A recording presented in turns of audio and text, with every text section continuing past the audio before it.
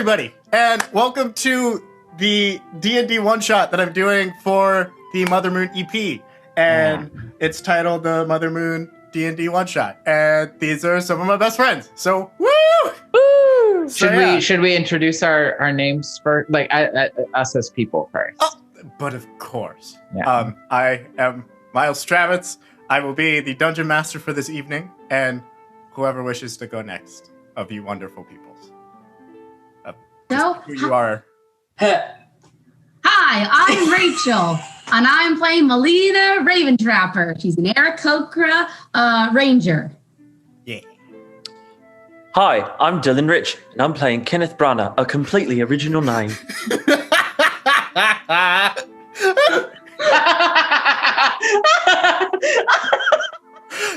It's like Christmas for me, Olivia. But it's my birthday weekend. I will. It's not your birthday yet, so I'm gonna need you to step aside. Excuse me, I need you to step aside immediately before you continue that one. Very quickly, Dylan is normally our gracious and benevolent and incredible DM.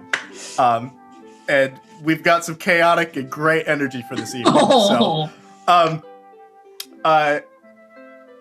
Live, by all means. I am Liv. Thank you, birthday boy. I'm Olivia Williams, and I will be playing Nina Peregrine, who is also an Aarakocra. She is a sorceress. And I guess should we talk about like where we're coming from at this point? That will come in very soon. We'll get there. She's a sorceress. And then now for the birthday boy. You know, it's me. It's you. Hello, my name is Alan, aka Birthday Boy, and I will be playing Tiles Mavitz. Also an Aarakocra bard, here to give you some great Wookiee noises.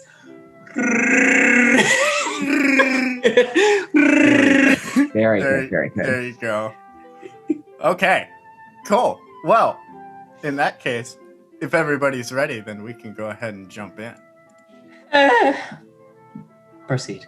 So, I will go ahead and change the stuff on the Roll20 so you can see the changes and whatnot, and get the music going. How pretty. I have too many tabs open. I can't find you. There's a little friend down at the bottom with those cute little ears. A baby. A baby. Here we go. The moon shines bright and proud in the evening of roost. While many of the lights have gone out, one cottage at the end of the street has one light on. In the room, a young girl bounces on her bed, making sound effects for her dolls before diving under the covers as the door to her room begins to open.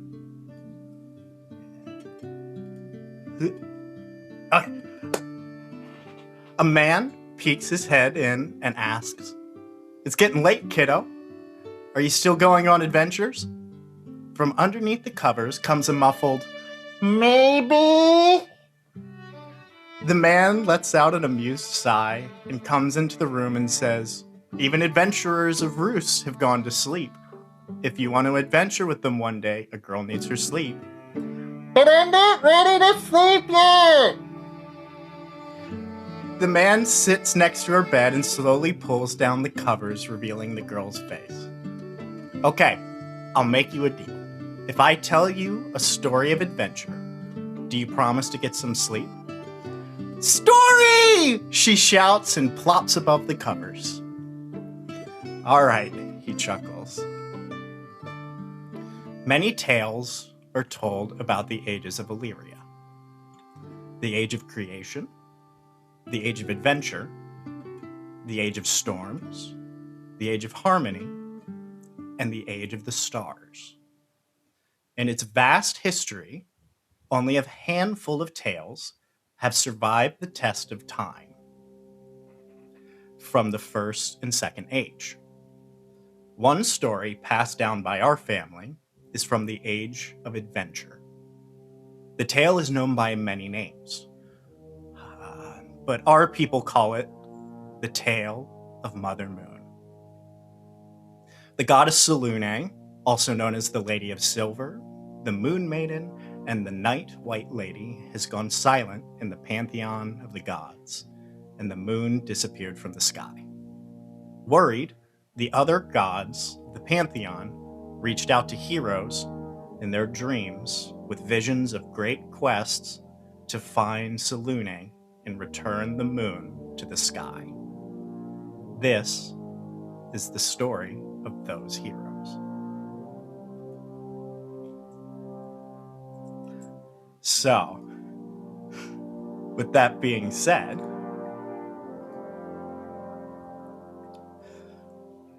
after the first age of creation, parts of the prime material plane lifted from the sky. The Aarakocra naturally took to them and created floating townships. Back then, it wasn't the bustling city it is now. It was a collection of homes, businesses, and of course, the legendary tavern, the Bottled Beak.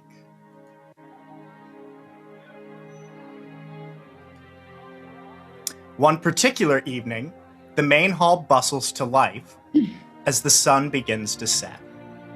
Needless to say, spirits are high at the end of the week. The tap flows like waterfalls as the bar is lined with eager customers and ready for ale. Bards play songs of old and tell a few of their own tales. And that brings us to you wonderful folk. What brings you to the tavern this evening? Kenneth is among some of the bards. Although he is not acting as one, he at times will be seen just sort of shuffling over and going, "Great performance, love it. Right. You dive into it. Let's look at the story you're telling and the characters." We can't quite hear you. Oh no! I don't have a way to make myself louder, do I? It's when you started talking as your character that we couldn't quite hear you. I'll be louder. Anyway, he walks up and he goes, "Love what you did. Love what you're doing. I think we could look into the character more. I think we could look into the story, a little bit of the dramatic pauses. Remember the pentameter, right? Remember the pentameter when we're speaking. You want to make sure that everything is properly in place. But otherwise, fantastic. Really great job. Really great job. Really be proud. Really be proud." Thank you, sir. And then proceeds to drink far too much. I would like to be one of the bards performing a beautiful song that I would like to call Mockingbird. For I am a mockingbird, you know. One could say people could hear me in the background of this video right now performing such a tune. Yes. Mm-hmm. And the band is jamming with you, and you are killing it. Cool. Yeah. I think Kenneth will make one comment towards the others and go, "Now that right there, folks, that's a star. That is." There is an older Blue Jay woman who is she's sitting at one of the booths, and she's got a few people crowded around her, and so she is sort of shuffling some cards and pulls one out, goes, "Was that your card, honey?" And the man shakes his head no. She goes, "Well, we'll get it next time now, won't we? Now, what's another trick? Oh, what's that I got up my sleeve? Oh, that's some flowers right there. Don't worry, it's not real magic. I can't do real magic. I don't know where you got that idea. Anyway, anybody up for another trick?" I would love a trick, I would. Oh, lovely. Let me just get, what's that? A coin behind your ear? Don't worry, it's not real. I don't do real magic. She pulled a coin out of my ear. No, I didn't. No, I can't. I can't do real magic. Did you say that? I gotta go get Flitwick. And he just goes running off to get another Aarakocra in the tavern. Oh, that's okay. Speaking of which, I need to move all of you there.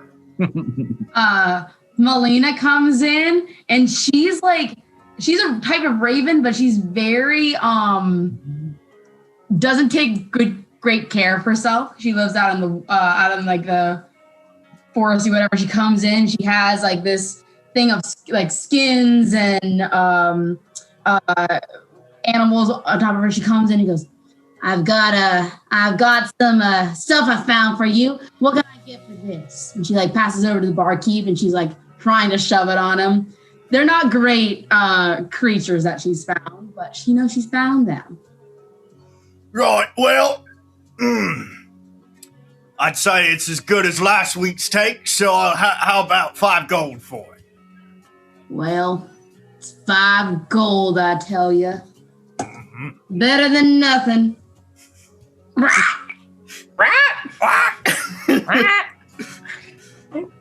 I think Kenneth looks around nervously because he's been raised to be a little more decorum than other birds might say, even though he is thorough, and just goes, "Oh, that was awful. No, it didn't come from anywhere. There was nothing in it." And you see the barkeep say, "Well, this fine gentleman over here is paid for the entire tavern," and it's just some random Aarakocra because they're in good spirits and had plenty of libations, and everybody cheers and of that. Well, isn't that just nice? Well, why don't you boys just sit? You know what? I'll try and think of another magic trick for y'all. Don't worry, I don't do real magic. You go get yourselves a nice free drink, okay? Fine fellow he is.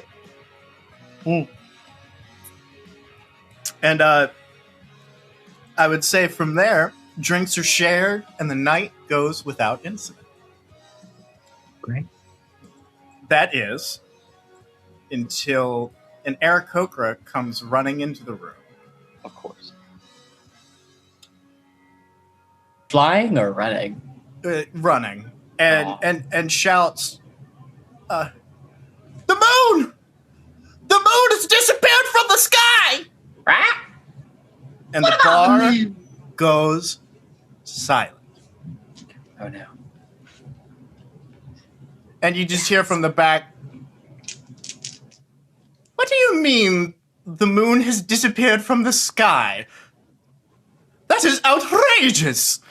And just like echoings and callings and cooings and crowings and hootings and all sorts of things of concern. And they run outside beyond the tavern and look up into the sky. And what do all of you do? I do the same. I go outside and I look. Go outside, check it out, because I mean, I didn't do that. After all, I can't do real magic. So I think Nina goes out there and is like, "Oh, it must be one of those nights where the moon doesn't show up. I remember being real scared when I was a little girl and the moon wasn't there, but it turns out it's just in one of those spaces where you can't see it." No. That ain't true. That ain't true at all, I tell you. Because yesterday the moon was there. Is that there? I know. I have gone through this before as well. And sometimes you cannot see the moon. Sometimes that happens. Yeah, but today's not that day. A good heart is the sun and the moon, or rather the sun and not the moon, for it shines bright and never changes. Now that just doesn't make any sense. That was real deep. That was. I have no idea what you said. I'm going to write that down. I'm going to write that down, you hear? Okay. And so here's the thing. You look up and you know for Illyria that in the second age that the moon, when it rises and it sets, it is always full. It is only ever known to be full. And you see beyond the veil of the prime material plane, and you see the stars, but there is no moon. Well, maybe she's just sleeping. She's usually never sleeping on the job, though. Well, you know, it's the middle of the night. Sometimes some of us are sleeping. That makes sense sometimes. Can't be magic. I am pretty sleepy right now myself, I do declare. Now, see, that might be it right there. I have been playing a lot. She has been working a lot. Who knows? Okay. The moon could be sleeping. Moon had a few drinks. She's going to sleep. And she deserves it. It's true. She's a mother after all. She gotta sleep sometime. She gotta take care of them babies sometimes. Children, you know? Yeah. Terrible. And looking around, the townsfolk seem really in your living experience, this has never happened And if anybody's proficient in history, they can give me a history roll. Hey, that's my ass. I can as well. Just so you know, while we're making these rolls, Nina her background is an inheritor. And so she has a crystal necklace that is her arcane focus as a sorcerer. And she can do real magic despite what she says. And she is on the run because there are people who want to steal this crystal from her that causes her to have powers. So she just acts like she does fake magic, but she can do real magic. They want to steal that crystal, Liv? They do want to steal that crystal. I got That's a good pull. God damn it. I got a 14 on history, so maybe. I also got a 14 on history. Wow. Am I the only one not proficient in history? I mean, Looks like it. Loser. I have Wow. to about Shakespeare. What a jock. Didn't care about her own education. Oh Yes, my background is athlete. Thank you very much. Wow. You must be like so totally cool with like no one. Many of the athletes there. Pickle, you gotta come closer to the computer when you talk. That one was just for me, but I was saying I feel like we're missing many athletes who have, done right on their education, not to hate on you athletes out there. Good, Dylan, getting ahead of the PR. I appreciate you. Tiles, Kenneth. Kenneth Donna, please, my full name. What's the last Myles name? Mavericks, please, my full name. Tiles Mravitz, and Kenneth what? Brana. Okay. If we're going by full name, is Tiles Latrick Mavericks. Thank you. You're canceled. The two of you are familiar enough with your history between divination and between learning songs and stories that the moon has indeed never left the sky before. And you also know somebody who might be able to give clarification to it would be the good old grandmother, the sweetest bean at the end of the street, who reads dreams. Well, we should go talk to Grandma Cuckoo and ask for some cookies, but Grandma Cuckoo would be able to know exactly what to do in this moment. That is. Let's head that way. I mean, I'm not doing anything else right now. I was just doing some tricks for some boys over in the bar there. So why not? Let's go. You mean like magic tricks? Oh, don't worry, honey. They're only fake tricks. I can't do real magic. That would be ridiculous. It's a shame. It's a shame. Yeah, to true. see it. Yeah. Bless your heart. Thank you. Why are we the same now? And a town person pokes in and goes, "Wait a second. You're going to see the grandma at the end of the street?" Yes, Grandma Cuckoo. Grandma Cuckoo. All right, if you're going to do that, we're going to go get the mayor of the town and see what's up. So, okay, cool. We're going to go. And they just go and do that. Well, he's going to go get the mayor to save the moon, I guess. So let's go. I didn't elect this mayor. This is not my mayor. I do not believe in them. Mm-hmm. I wouldn't know. I just do fake magic. That's good. Now let's go see Grandma Cuckoo. Let's go see her. Cool. And you walk through the town of Roost, and It's called Roost. the town of Roost. I cannot wait until I get to use that in a line. So just Wait, remember. working on it. She's getting it around there. No, it's got to come organically in the moment. Liv is always you plotting. understand. You gotta wait for the moment. Yeah. I don't know what's going on. I didn't hear that. Don't worry. Oh. Popos are out for to see why the moon is gone. Yes. Or You're get on me. a rush. I need to go grab my computer thing. One sec. Okay. While she's gone, let's say all super nice things about her. I love Liv. her. She's just amazing. Very affirming as a person. Yeah. She's very much there for you when you The good as a bean. very good being. The bestest, sassiest, wonderful being. I know. Wow, stupendous. I would trust her to take care of 50 fish. Yeah. You guys make fun of me while I was gone. No. We're just complimenting on how amazing your butt looks in those pants. Thank you.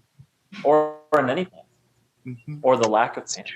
Anyway. Oh my god. Very true. It's very true. Can't wait till Myles cuts this part out. It's not allowed. It's not allowed. All This is right. helping him set up for the vibe of his actual album release. So, Well, here's the thing. We get to Grandma's house, just yeah, And a cookies. cuckoo. Grandma Cuckoo, and it's a haphazard like collection of like buck wild, just things don't match. Like you just got a bunch of stuff from yard sales or collected it over the years, and Thrift it's shopping, it's good. working. And so out of all of you, who knocks on the door? I am going to knock on the door because I love Grandma Cuckoo. Hmm. She's my favorite. And you Grandmother Cuckoo. and you hear as the door opens. It's like, oh, Time, it's good to see you. Come on in. Grandmother. Oh, and you brought friends? I I'll did. get tea and cookies ready. Please, I do love your cookies. And she just turns around without acknowledging and just keeps going to get tea and cookies. Come in. She's very eclectic. Just go with the flow. Grandma Cuckoo has the best tea and cookies that you could ever want. She'll be able to help us. You know what they say, and they say this all the time. It's a phrase I've heard many times, which is, if the moon goes missing, you go and find a lunatic. It's weird that that's a common phrase. Yes. And as you sit down, she comes with a tray. Just here. It sets it down. It's got cookies. Oh, I've heard all about it. It's got Nina. We've got Melina, and we've got Candy. Oh, Yes, hello. it is me. Yeah. Oh. You just take my breath away. Okay, what can Grandma Cuckoo do for you? Calm your girdle, Grandma Cuckoo. Woo! Well, Grandma, if I can call you that. Everybody does. Okay, good. The moon is gone, baby. The moon's gone. Now is the winter of our discontent. Hold that thought. She opens the window. Just well, by who you're right. It just pops her head back in. You're right. I too. Pops her head back in. Well, that is a bit of a conundrum, isn't it? Yeah. Woo! It sure is, Grandma Cuckoo. Mm-hmm. This gonna need more than cookies to solve this kind of problem. I think most problems do. Okay, well, you nibble on those, I guess. Oh, actually, before we do, can we all gather hands together? We got rather feathers. Can we all gather feathers together? I need to tap into colloquial collective dreams between us and see if I can discern why the moon may be gone. Why not? Why? You know what? What else are we doing? The moon's gone. Do this before every show. It always helps us. I have not had contact with another Aarakocra in quite a time, but sure, now is the closest time as ever. Mm-hmm. I'm vibing with Grandma. And so, as you all collectively grab hands with each other, Talons. feathers, hands, whatever. Abby. The room begins to darken at the edges a little bit, and a little bit of a purplish blue light glows in the center around all of you. And dear dreams, please answer my call and tell me about Selune from these people's visions and dreams. and there's a little bit of a rumble, and all of you simultaneously are brought out almost ethereally out of your bodies and have collective visions of Selune and spirits, and a white spirit and a spirit of shadow intertwined going through the cosmos. And then there's a third that comes in, that representative of water. And the one of shadow and the one of water surround the entity of light. And the entity of light disappears.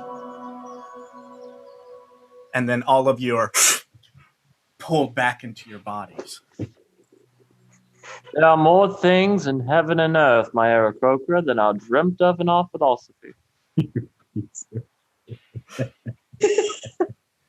Well,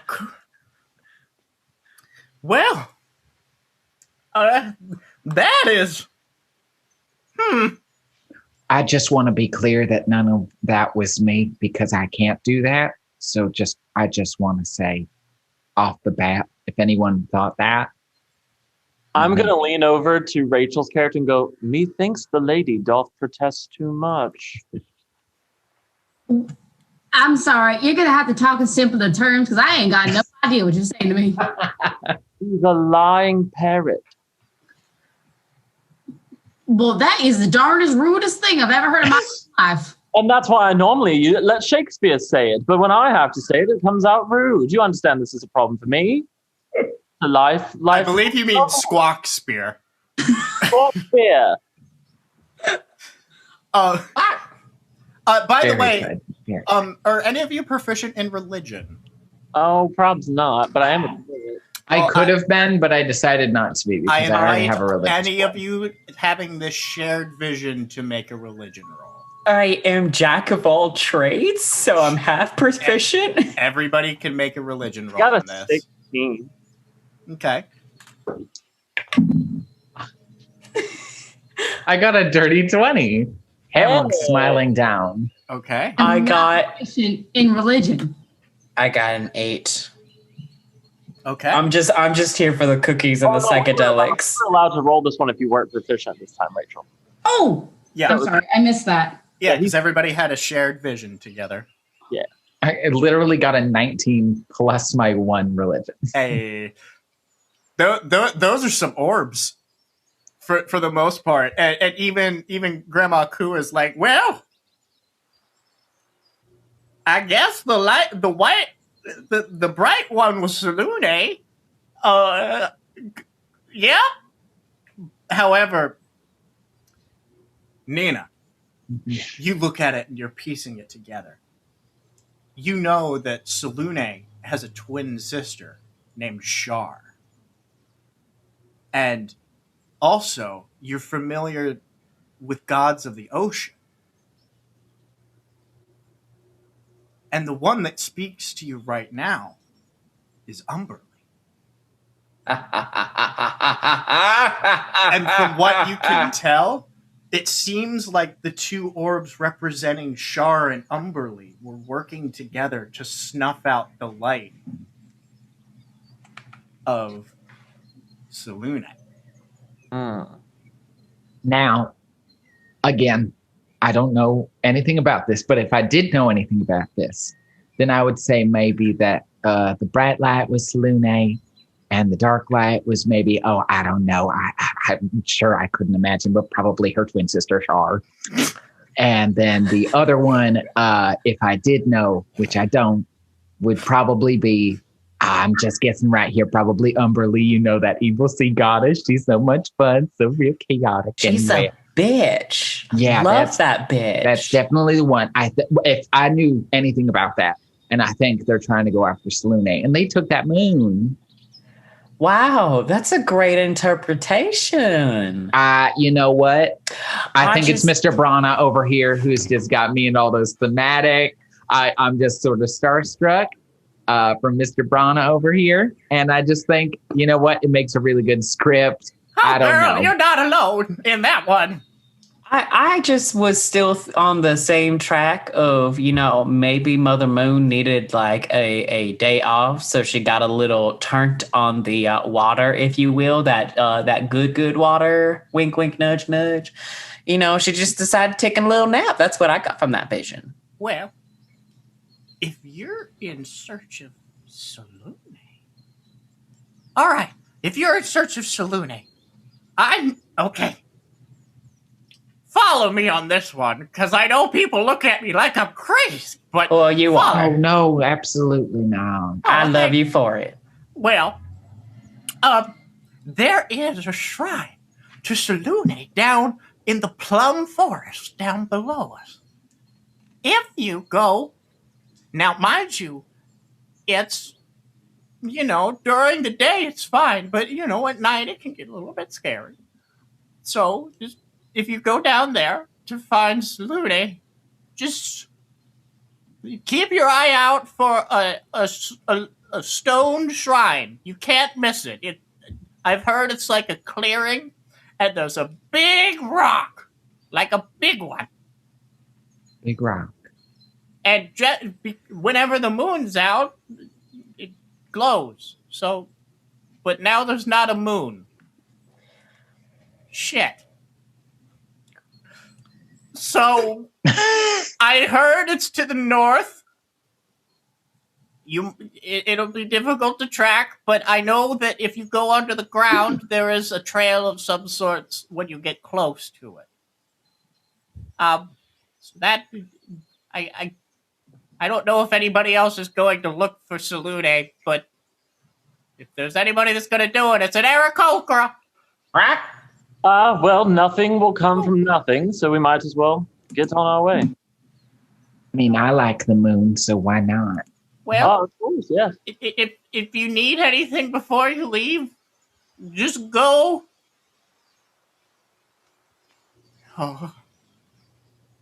Go to the general store and tell them Koo sent you.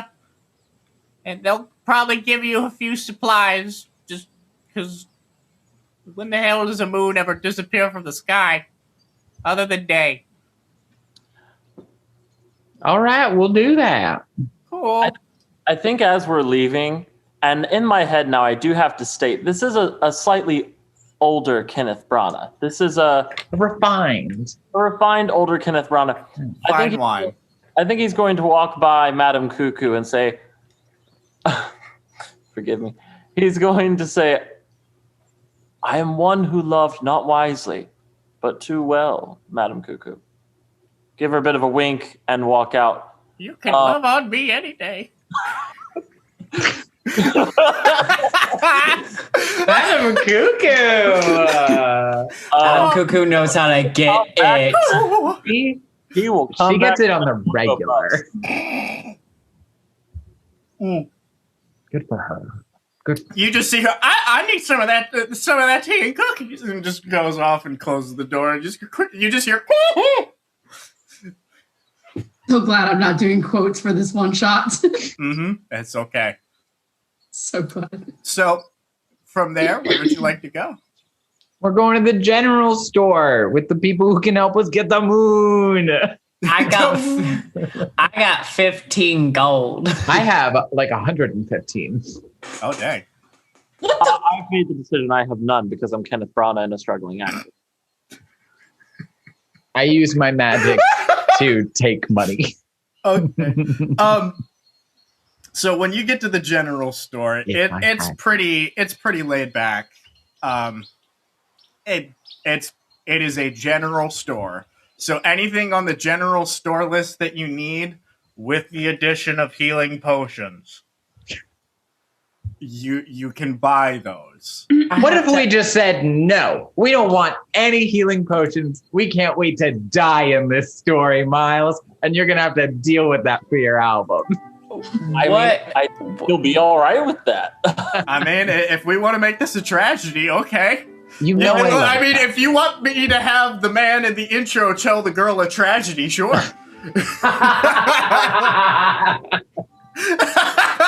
And she's like, what the fuck, Dad?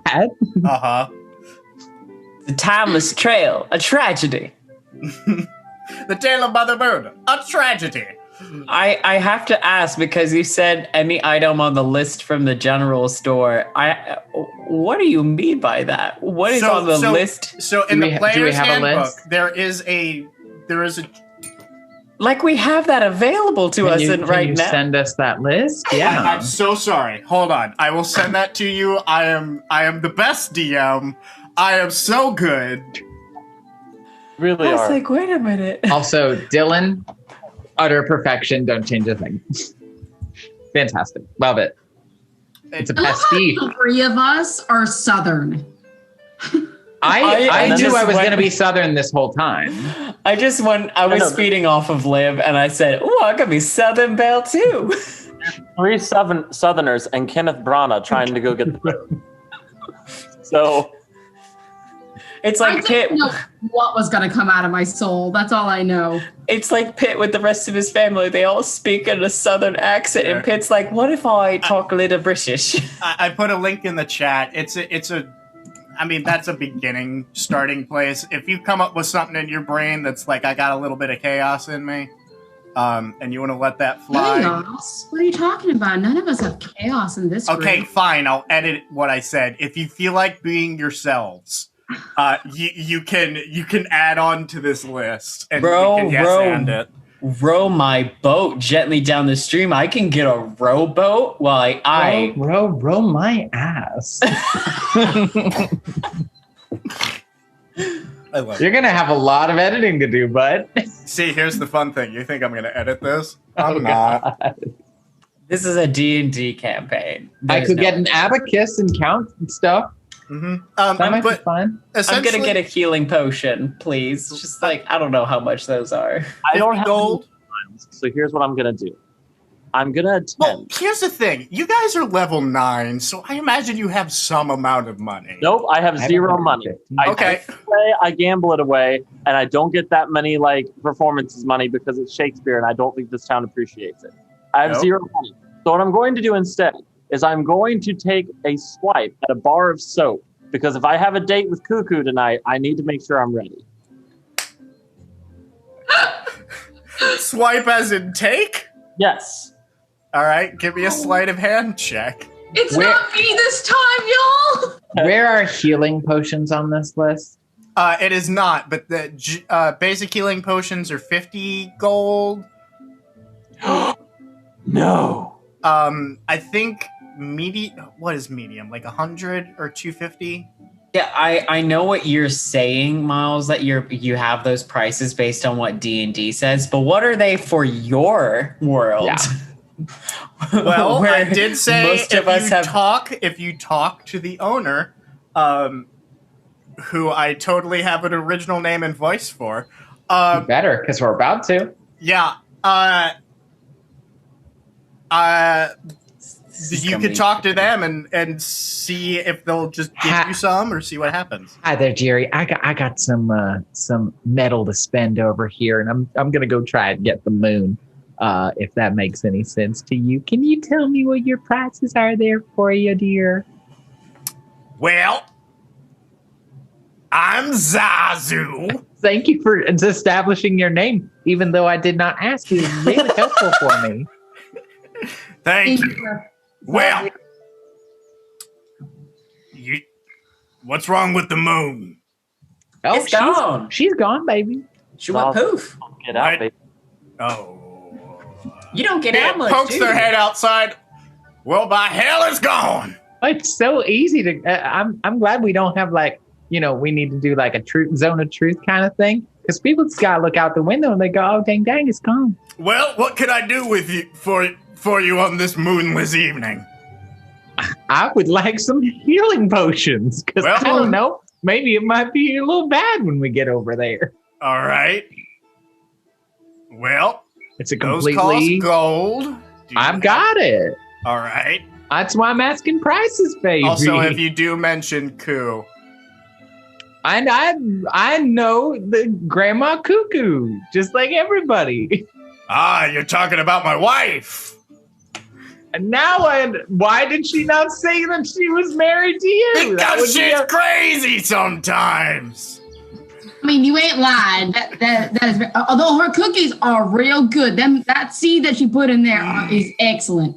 So let me just say, I rolled a 6 on my sleight of hand check. So upon hearing the word "my wife," I knock over the entire bar, like the whole thing of where the soap is, onto the floor, and I whisper to myself, "The course of true love never did run smooth," and go to still playing hot with the soap. Mm-hmm. So from he looks over and is like, I just stacked those. I'm sure. All right. You're gonna help good old Zazu restock the shelves here for a minute. If my wonderful Koo sent you, did she do like a whole dream thing with all of you? Yeah. Oh, it was. She do that alone. All right. It was a great time, like last time too. Okay. By this point, Zazu had come around the counter, and just give me a second, and reaches over the side and puts 2 regular healing potions on the counter. Those are on the house. If you want anything else, I'm happy to sell at a discount. Because it sounds like you're going to find a moon. Oh, that's a big task for 4 people. Well, how much is that medium potion going to be? You know what? Screw it. You can have it at 50 gold pieces. Fantastic. I'll take 2. Cool.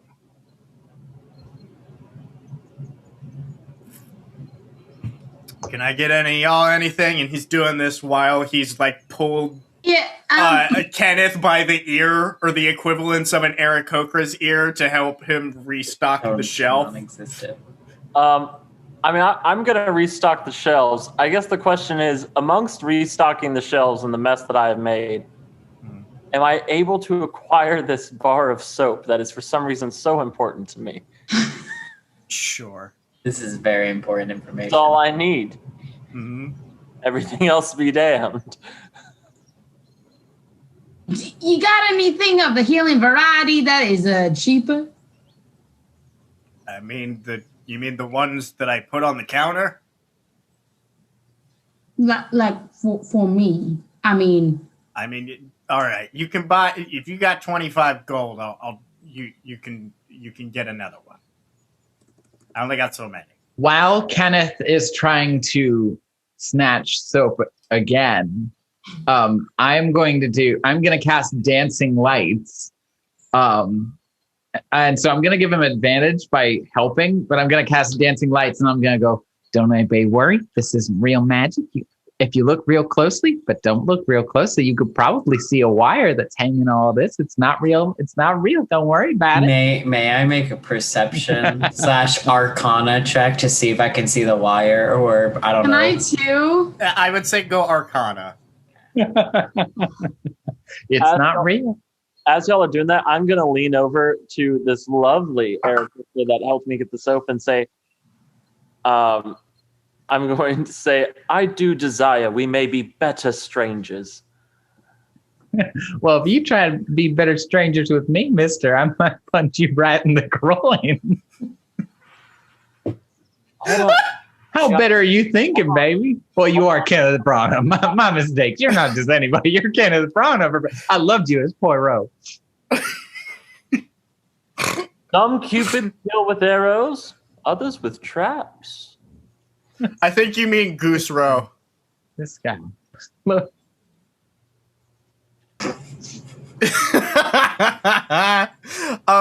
And from there, Feel free to turn every Shakespeare quote I have, of which there are many pulled up in tabs here. Okay.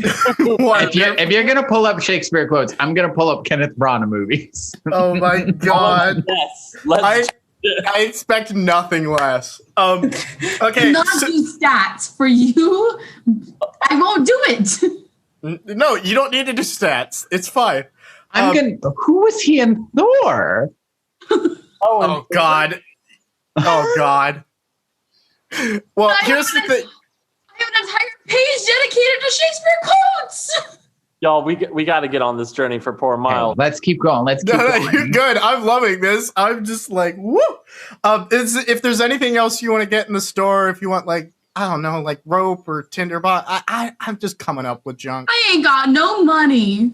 But I'm feeling great. Let's go find this moon here. All right. Well.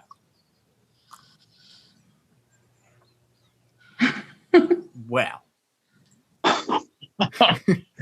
He directed the first store. Oh my god. This there is you go. incredible. Oh, there you go. Brings Hold on just everything. 1 second. I will be right back. Oh, bye. Oh god, he directed the Artemis Fowl movie. Oh, R.I.P. Kenneth Branagh. Did he? I'll be right back. I mean, I watched that movie with my kids because they decided to watch it one day. Yeah, We're still recording. yeah, absolutely. And it wasn't great. It wasn't awful. It wasn't great. El Dorado. I thought he was one of the guys in El Dorado. He was Miguel. Yeah, I thought so. He was one of the guys. I don't remember what. He was the blonde-haired guy in El Dorado. Like him. Nice. Wow. Okay. So, Rachel's gone. okay. She left. She hates you. We knew her well. I'm here. We knew her well. Never mind, I'll find someone like you. So, from here, you make your way to the edge of the floating rock known as Roost. And you look down, and you see there's some lights at the bottom because there is a carriage system to be able to come up and down for those who cannot fly or fall with style. So from there, you look out beyond, and it's just, because without the moon, it's just pitch black. And it is difficult to see. But you have your direction for the north. And would you like to head that way? Yes. Yes. Okay. So as you all jump off the edge and you glide down, flying down from the edge of Roost is easy enough. But looking out past the lights of the town is near pitch black. There's still stars in the sky. There's not much light to gauge the treetops in the direction.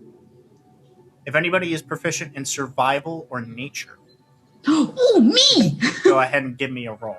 Oh, damn. I am actually. Wow. And as well. Oh, me too. Hey, there you I go. got a 17. I got a 6.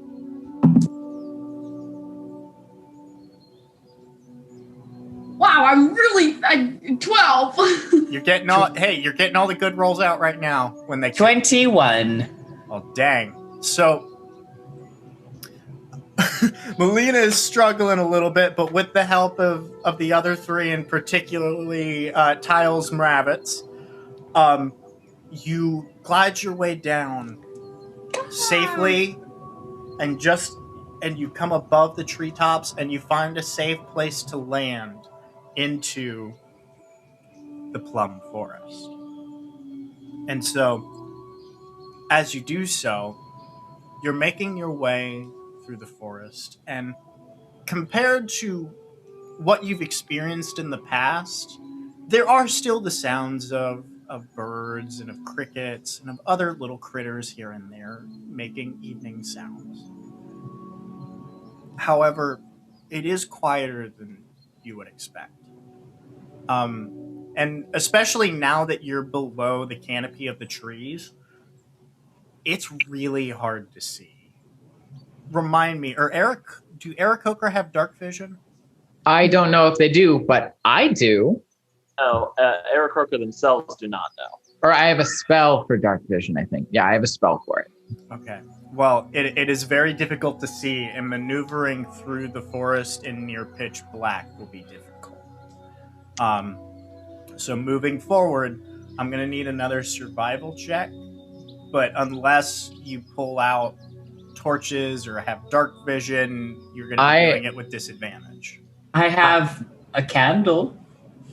I think I actually took a light spell at some point. I have a torch. I'm gonna cast dark vision on myself. Okay. So you were able to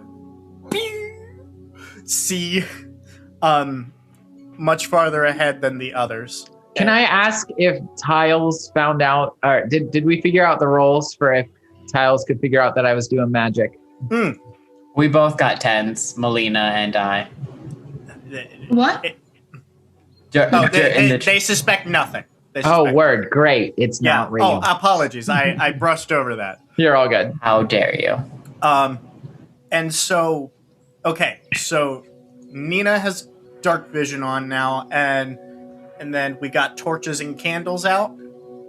Yes, and as we're doing that, I'm going to be thinking about Thinking about what? Madame Cuckoo. Okay. And say, love looks not with the eyes, but with the mind, and therefore is winged Cupid painted blind, my dear Cuckoo. You know what? And every time I hear you do one of these nice lines, I think about you in Alien Love Triangle in 2002. I just loved you in that. Oh, great work. Great director. I gotta tell you, Kenneth, you sound real smart, real fancy up in here, but I ain't got a damn idea what you're saying to me. So, obviously you're educated. I ain't educated, so I'm gonna need you to a little bit. Yeah. Of course. You're right. Brevity is the soul of wit, and I should take that more into account. Very good. Thank you. And as all of you are having this conversation, you go on for about an hour or so, and you think that... What's up, Alan? You wanted us to roll another survival check, right? Yeah, go ahead and give me a roll. Oh, because I got a 27. Do I get like some sort of advantage? No, wait, I'm sorry, 26. It's without disadvantage. Okay. So flat roll. Myles, could I do nature instead? Well, I got another 17. Don't worry about Kenneth. He rolled a 6. Sure, why not? Yeah. I also took out my candle. Mm-hmm. Good news. Who's to say? Maybe it'll All help. right. Is that a... Huh? 15. Oh, okay. I read that as 6 for a second, so I was like, uh-oh. Yeah. I got 6. Well, there's the 6. I got a 17. Okay. So you get turned around a few times, but with the help of Tiles, Catrip, Mravitz, you stay the course, and you're walking for 1 hour, 2 hours, and coming up on a third hour. Let's see. Coming up on that third hour, I'm gonna see who notices it. As soon as my internet decides to load. You know, walking through this jungle reminds me exactly of that role you played in The Road to El Dorado in 2000 as Miguel. Oh, yes. It was a good role. I enjoyed it. Shall I compare that role to A Summer's Day, I'd say? It was more temperate. I think that would be a weird thing to say. So I would... Okay, so ironically enough, while spouting isms that are Kenneth Branagh. Give it to me. Kenneth, Uh-huh. you notice in the distance a glow. What a light in the distance. Window breaks. It's very faint from this distance. What a faint light through yonder window breaks, I should say. I'm assuming by that line you notify the rest of the group. It's my attempt to notify them, yes. And Rachel, be mad, but this is the energy I came in with today. So And I love very you for good. it. So you've been informed of a glow up ahead of you in the plum forest. What do you do? Before we get too incredibly close to the what could be the equals, well, I have to yeah, I'm gonna cast augury. Tell me that good. Remind me what augury does. Well, from what I understand, it's gonna basically, what did we call him? Is it a way-wo situation? I had to call him, I don't know, Screech Bear, whatever you decide to call your Shakespeare. I'm going to get an idea of whether this is going to go good results, bad results, both good and bad results, or nothing. So basically, I'm trying to get a bit into the future as to see how this is going to go for us if we get closer to this light. If it's dangerous or not, really, is the idea. For the listener or viewer, wheel is good, woe is bad. Wheel and woe is good and bad. You get that. So as you're casting it to the entity of Shawspeare or Squawk Spear, I suppose. Fox spear. You hear a quah, which you take as wheel, which is good. Well then, I will say, cry havoc and let's slip the dogs of war. We're good. So we good? Yes, we should go. Okay. Okay. So do you approach? I'm going to walk up forward like it's not a problem at all. If it's good for Kenneth, it's good for me. Okay. Well, in that case, the closer you get through the trees, you notice a floating, glowing orb. You know of them as wisps. Willow wisps of Selune. And as you approach, it kind of gets closer, but it kind of keeps away. What do you do? I want to touch it. Oh, very interesting. So as you touch this orb, you hear in your mind,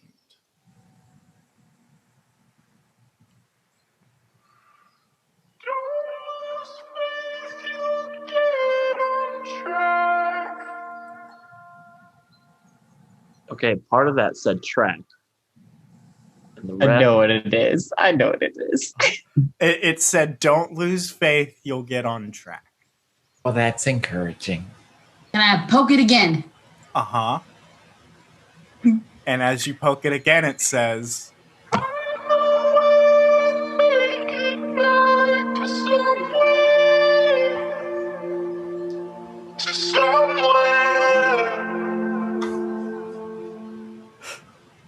and do we all hear this, or is it just her? yeah, you all start to hear it. Could we get a transcription after as well, just for like listeners and also like maybe somebody else that maybe didn't and write they it? just said find the way and make it back to somewhere.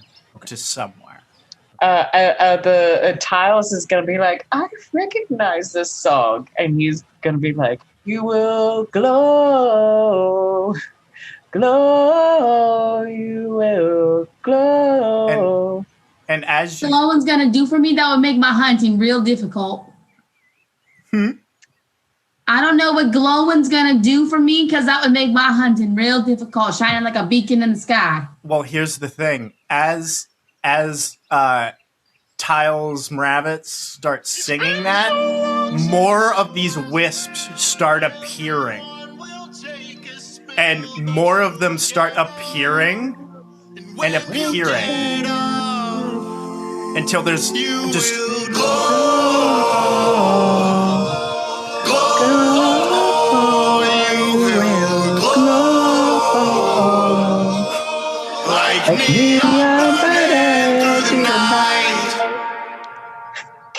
Can I perform with them?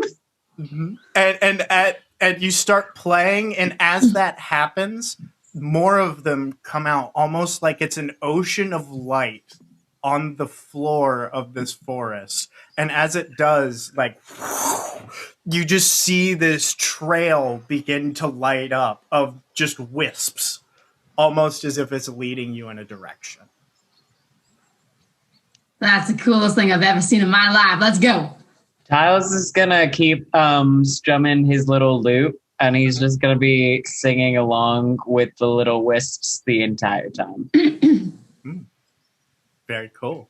And so as you go along, it's not, especially with the help of these wisps, it doesn't take long for the group to come to a clearing. But here's the thing about this clearing. Before we get to this clearing, Myles, can I pass without a trace on us? Sure. Oh, let me take that stealth. Mhm. That plus 10. So I have disadvantage on stealth. Oh, yes. So you get a... Are we stealthing? Are we rolling it right now? It sounds like it. Oh, Yeah. Because eventually the group comes up across the faintest of deer paths that lead to a clearing. An open field with smaller stones in the grass. I got a natural 1 plus 10, so I have 11. Cool. 19. The closer to the center, you and you can only see so far because the lights only reach to the clearing, and beyond that, they stop. Okay. And you see off in the distance the outline of an enormous rock. A 36. I got a 29. So while you all are being like really quiet, you just see Nina, who's just like, how would we even get the moon? What would we do if we had it? Where do you keep the moon hidden from anyone else? And that would be crazy. And as you're talking, you see a couple of the wisps keep going beyond the reach of that area, beyond the clearing, and they start to move towards this giant stone, and then all of a sudden, gone. What's gone? The wisps, it seems. Wisps. Just I don't like that. as if darkness consumed it. I have dark vision right now. Mm-hmm. So is there anything in particular that I can see? Should I do a perception? A parse? For the parse? You know, that's a really great question. Let me look at something real quick, just to be real sure. Well, Because I am your romance Also- partner. Myles, yes, my favorite enemies as a ranger are monstrosities and fiends. Ooh, good. I don't know if that's going to help me with this wisp-eating rock, but you know what? well, here's the thing. Okay, let me look at the thing. Oh, okay. Oh. All right. You could roll a perception check if you want. Okay. Ooh. Liv/Nina. I got a 17. Hey. You look out and you just see darkness. I can't see nothing. But here's the I'll give you this with an 18. It's darker if you look in front of you and you look behind you. You look behind you and it's dark. But you look in front of you and it is dark. Like unnaturally so. It seems like it's even darker ahead, maybe even. Now, listen, I wouldn't know anything about this at all, but maybe like magically dark, like in a real magical way. Not that I would know anything about that or how to get around that, as I only do like parlor tricks. I could help us in this moment if y'all would like. I can get away with. I can remove magic. We would like that. Would everyone like that? I would like that. Okay. That's good. It sounds wonderful. I'm gonna point in the direction of where Nina was looking and everything, and I'm gonna cast Dispel Magic. It's 120-foot range Okay. on a magical effect within range, and I'm casting this at 3rd level. Okay. I'm assuming I have to roll for it. So here, okay, you go ahead and roll because this is going to fall into an interesting, unusual gray area. I love those. I have been rolling 19s a lot lately. As opposed to those uninteresting, usual gray areas. That will be a total of 23. Okay, so here's the interesting thing, and I'll direct your attention back to the roll 20. Yay. Oh, cute. Ooh. Wow, look at that. Oh, no. So here's the thing: you dispel magic, and for a few moments there's a tear in darkness almost. Oh dear. And through it, you see this glowing, beautiful stone. One could call it a lodestone, with the iconography of Selune on it. And almost like it's not lit, but you see text written around the outside of it. It's way too far away to be able to read, but you get enough to be able to see that, and all of you can see it, and then shadow again, and darkness.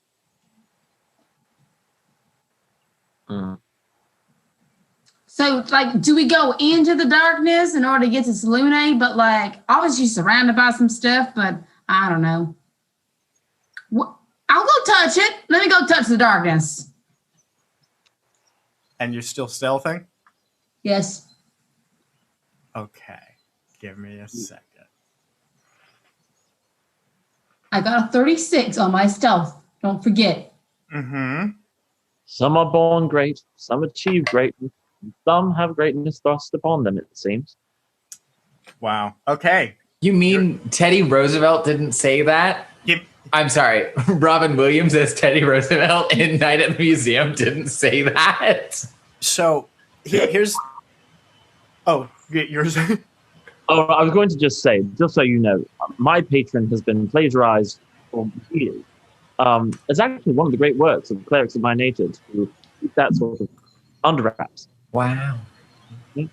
So, Melina Raventrap, you go forward beyond the clear, and you're nailed.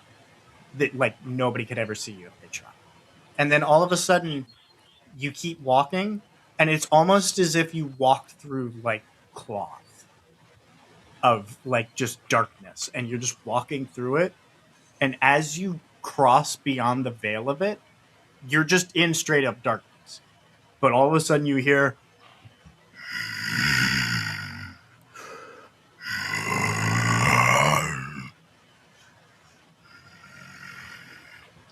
You okay over there, baby? Come flying out full speed. I think I'm gonna roll. So are you? I guess I'm gonna roll a d4 to see who I fly into. And I'm gonna need you to give me stealth with disadvantage if that's the case. If you're running. I'm not running. I'm flying. Yeah, but you're rapidly not stealthing.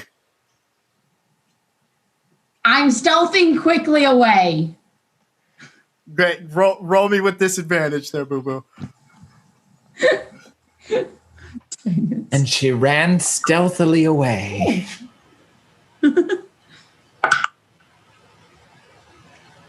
That's a 21, baby. So, here's what. I still have Hunter's Mark though. Not Hunter's Mark. Pass without a trace. That's a 31. Okay. I rolled a 14 and a 16. This changes things because you had to beat a 26. Oh. So you, and nothing. I'm gonna see who I run into. Yeah, who do you collide into? Give me that hot. Kyle's is a 1. Nina's a 2. Kenneth is a 3. And then you can do 4, 5, 6. 4. Oh. 3. I run into Kenneth. Oh, good. Beautiful. That's right, Dylan. Look through your list. Hold on a minute. There's something While you're looking, I'll say, Melina, get up off of him. He is Kenneth Branagh. He voiced an alert call on the ship at the beginning of Avengers Endgame, which is wild, isn't it? That's really wild. That a weird little bit part. Get off of him. I look at you and I say, it's fine. Misery acquaints a man with strange bedfellows. Now, what are you running from here? Big growly noises from the abyss behind me. There's shh, be quiet. It growled real big, and it was dark, and oh boy, big growly things in my ear, and I did not appreciate it at all. Oh, this is fine. Oh, powerful of that in some respects a man, a beast a man, in some other a man a beast. And Kenneth goes as if he's going to talk to the beast because he's dumb. Okay. So I'm going to. If you're going to pull me, you'll probably be able to pull me. I'm a scrawny actor. So are you willingly walking out of the field of stealth here, or what? No, I'm following him. I'm more like stealthily going up to see what this creature and horrific beast is. Okay, both of you give me stealth checks. Oh, that's right. Disadvantage on those. This will be good. Disadvantage still? Yeah, but he has a plus 10. All right. So first one was a 25. And oh no. This is good. It is fun What'd you to get? see your rolls. I had one, yes. I got a 27.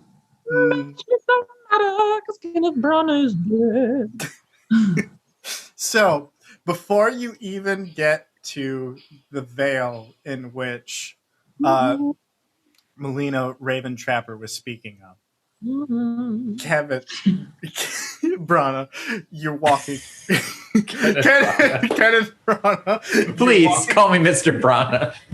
He's walking forward, and all of a sudden you find a rock, and it finds your foot, and it wishes to embrace you deeply, lovingly, intimately, and you thwomp onto the ground and just slow motion, just the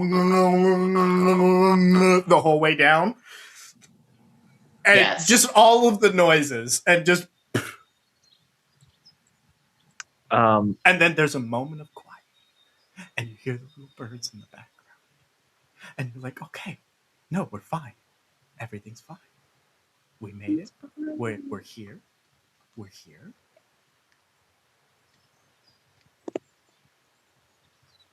So I am basically in a rush right now. Happy that I have.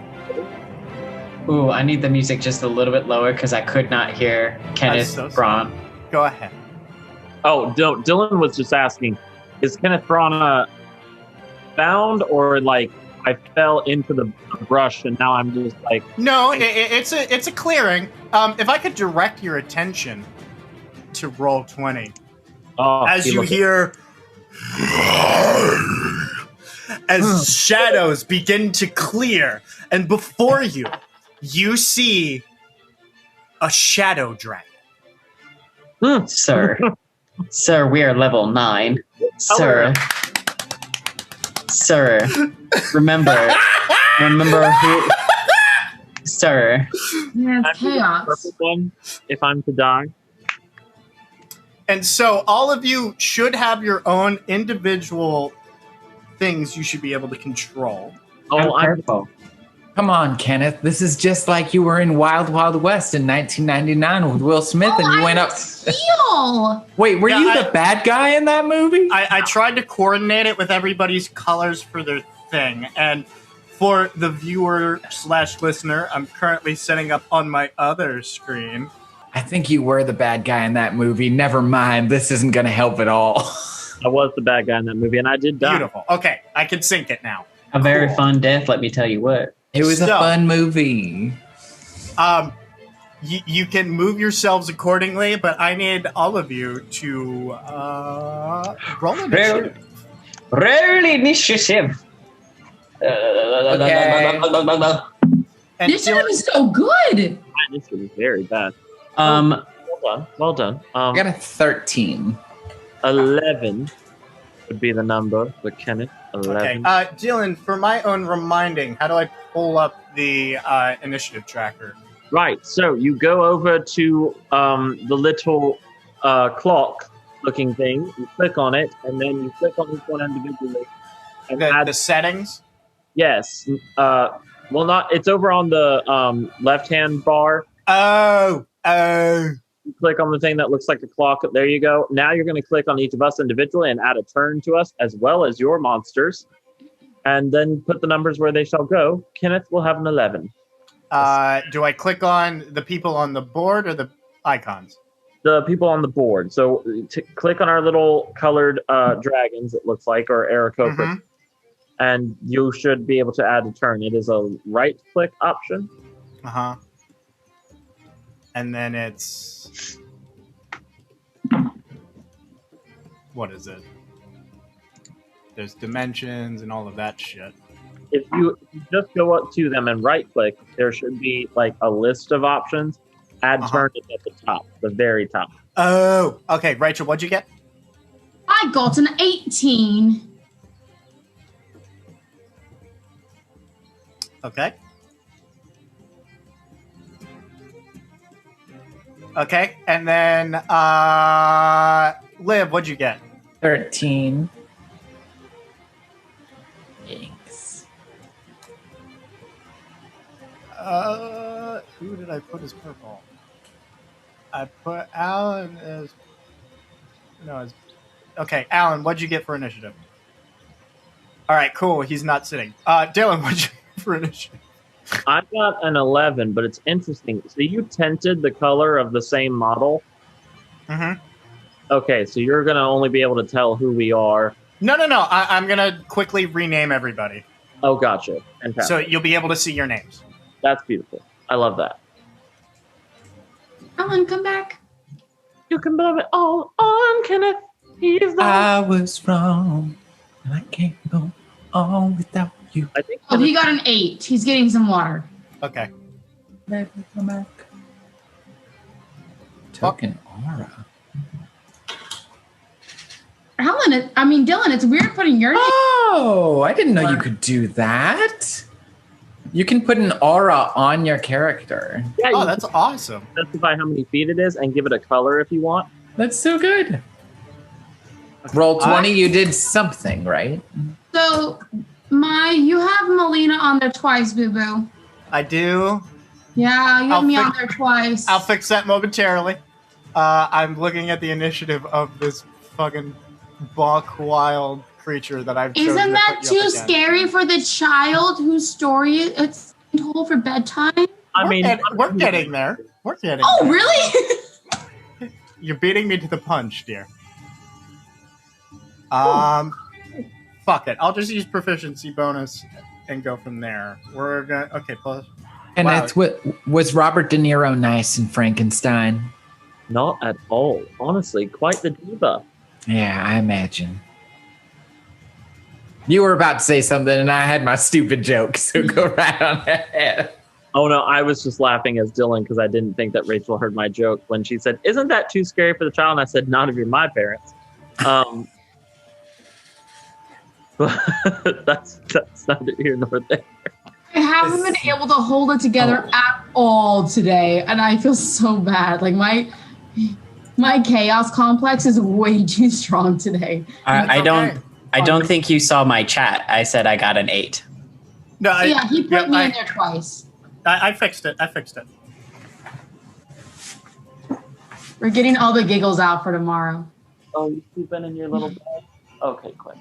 That's a good baby. Oh, I see a good toothless baby. Okay, so you can place yourselves accordingly. Now, from here, Yeah. Oh, based on initiative, we got Melina Raven Trapper going first. Yeah. Okay. What would you like to do? I am going to cast Hunter's Mark first at first level. That's a bonus action. Okay. Gives me an extra d6 whenever I hit it with a weapon attack. So I'm going to cast that. And then I'm going to...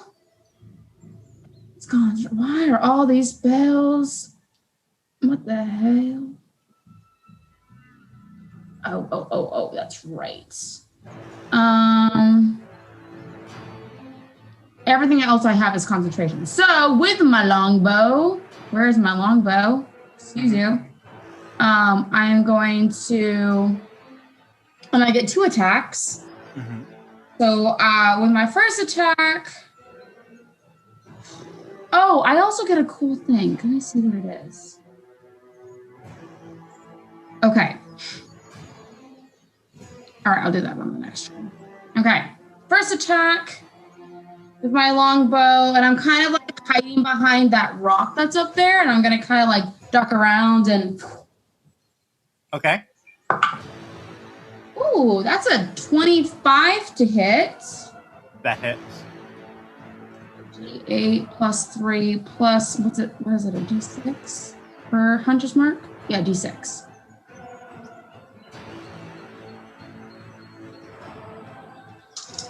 We really got to get this music into the main campaign.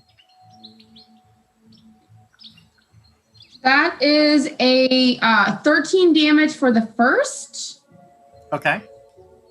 And then for the second, I'm going to add my part of my class as a hunter. I have Colossus Slayer. Mm-hmm. Once per turn, when you hit a creature with a weapon attack, the creature takes an extra 1d8 damage if it's below its HP maximum. Okay. It is below its HP maximum now. This is. And that, holy shit. That is a 26 to hit. That very much is. So that's, what did I say? 2d? Is that another d8? Is that what I said? Yeah, you said another D8. Okay. Plus a d6 for Hunter Mark. Mm-hmm. That's 15 for that one. Cool. Getting that range again. You see it hit, and you hear. And then for my movement, I'm going to duck behind that that rock. Okay. So you will have some cover. Nina, it is your turn. Nina is going to sort of crack her knuckles and go, now don't anybody get scared because I'm not doing this. And she's going to cast Insect Plague. And bugs are just going to swirl around here and go, wow, this is so unseasonable. What is happening? And so a 20-foot radius sphere of locusts is going to surround the dragon. And also I'm going to use extended spell with a sorcery point. So it is going to just remain there for 24 hours. Incredible. Okay. This character is up there with get in the blood circle character. Yeah. This is just like Conra. So she's like, what is going on? So do I need to make a saving throw or anything of that? Yes, swarming, biting locusts fill a 20-foot sphere centered on a point you choose within range. The sphere spreads around corners. The sphere remains for the duration. Light is slightly obscured. It is difficult terrain now. And then you must make a Constitution saving throw. What is your save DC? 15. Oh, honey boo boo. Yeah. So you see them surround it, and it just breathes like a breath of like shadowy fire onto the ones immediately close to it. I believe it. Does it take half as much damage? Creature takes piercing damage on a failed save. Half as much. So it's 4d10, but half as much. So I'll do 4d10 for you. Okay. Wait. Got an 8. I got a 5. That's 13. I got an 18. I got a 23, so halved is what? 12? 11? 11. Do you round up for damage given? If you resist it, it's halved down. Top down. A creature must also make this saving throw when it enters the spell's area for the first time on a turn or ends its turn there. So just to clarify, we, obviously we're within a certain range. Mm-hmm. The center is a little past the dragon so that only the dragon is there. Cool. I figured. And I'll make that shape as we're moving on. But that should be it from me. Okay. Kenneth, what you got? I am going to stand up and say, "Hell is empty and all the devils are here, it seems." And then I'm going to cast Spiritual Weapon, which means that a giant spiritual-looking tome that is the complete works of William Squawkspear. Squawkspear. The complete works of William Squawkspear is going to appear. I'm going to cast that 4th level, and I'm going to attempt to hit that bitch with this big-ass book. Dope. So let's do that. This music is very good, Myles. That's a 26 to hit. Absolutely hits. Okay, let's damage it. Hello? Linda? Linda? That's 19 points of damage. All right.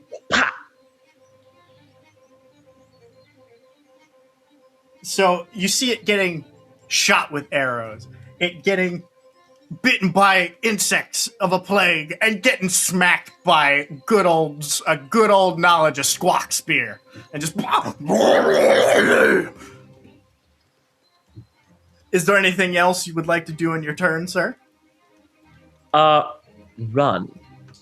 Feel free to move it. Feel free to move yourself. I'm going to take myself and say 5, 10, 15, 20 back. And the range on this weapon is perfectly within sight. Beautiful. That's where I am. Okay. Is that your turn? Yeah, I'm good. All right. Okay. One of you who volunteers as tribute. All right. 1 or 20. 20.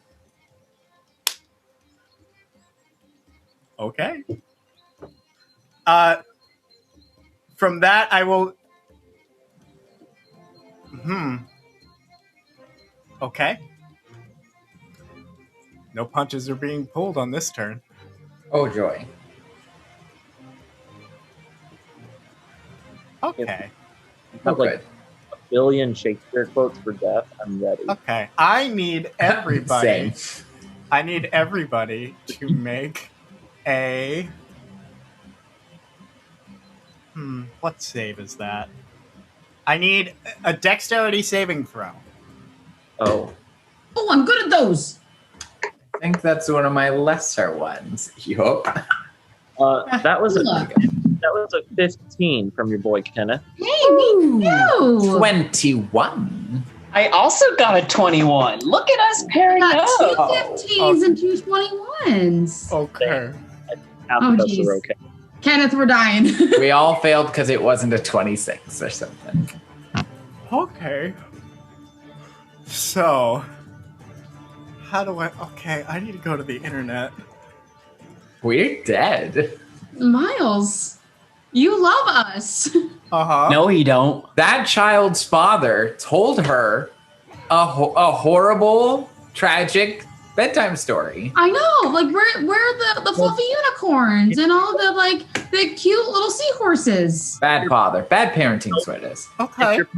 Tell you the things that are true in this world, then you grow up kind of expecting those things, and they hit you a little less hard later in life. Well, here's the Dylan. I don't know thing. if that worked for me. Here's the thing. Well, Dylan.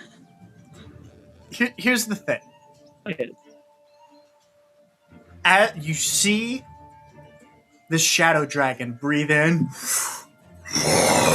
and breathe out shadowy fire of the Shadowfell. Tiles Mavitz and Nina Parrington save. So you take half damage. Good for them. Good. Now, What do I take, baby? describing the massive amount of damage that everybody is about to incur, we are pulled out. And the girl says, "That is too scary! You can't do that! You can't! There will better ways!" Hold up. And He's the pulling man punches. sits there shocked and a bit puzzled and says, "Well, I mean, you're darn tootin' right. Well, what monster do you think they would be fighting?" And she goes, "A unicorn!"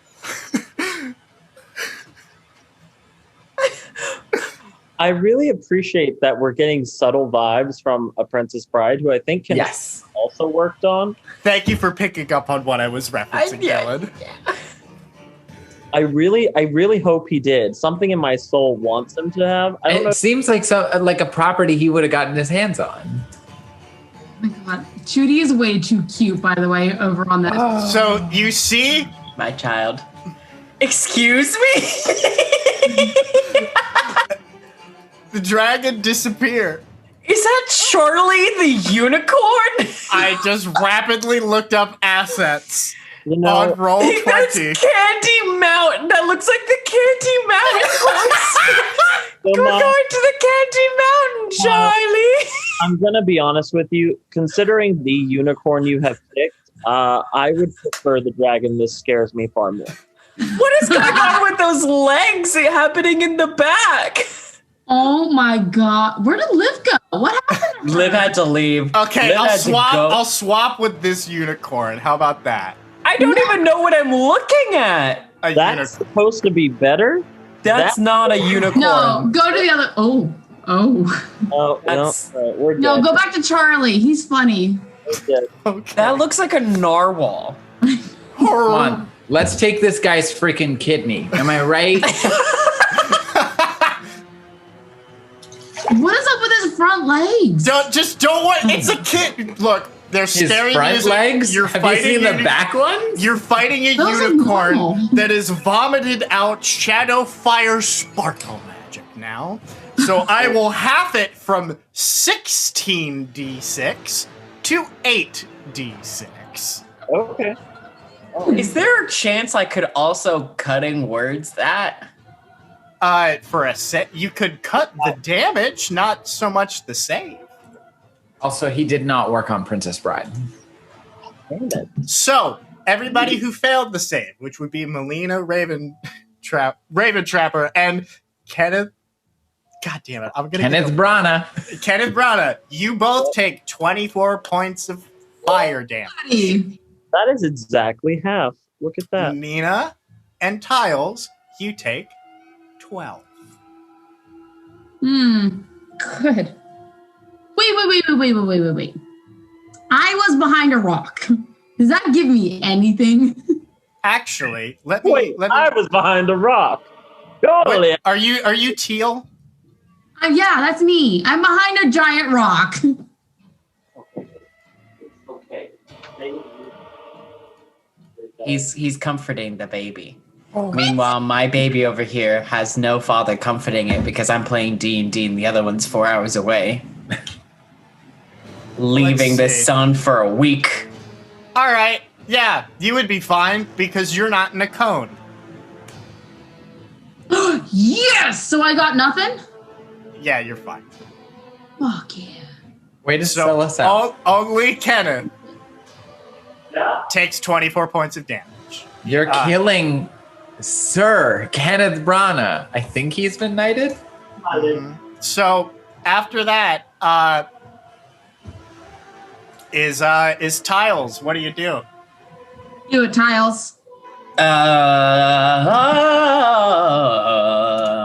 doesn't sound like Mockingbird.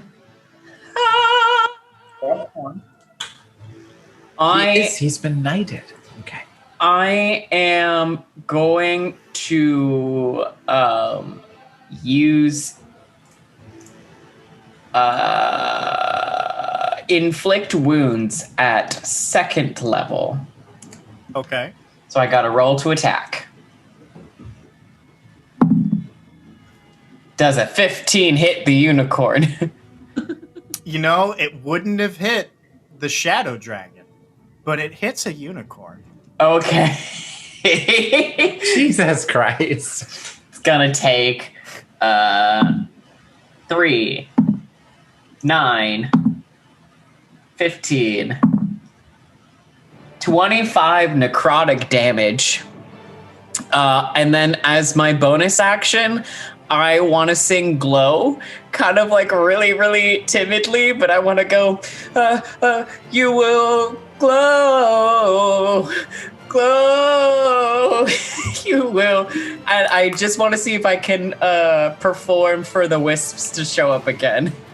Give me a performance or persuasion check. I have a +12 in performance, and I have been begging to roll for performance the entire night. Give me performance, boo-boo. I was almost a natural 20. Almost a natural 20. Instead, it is a dirty 20.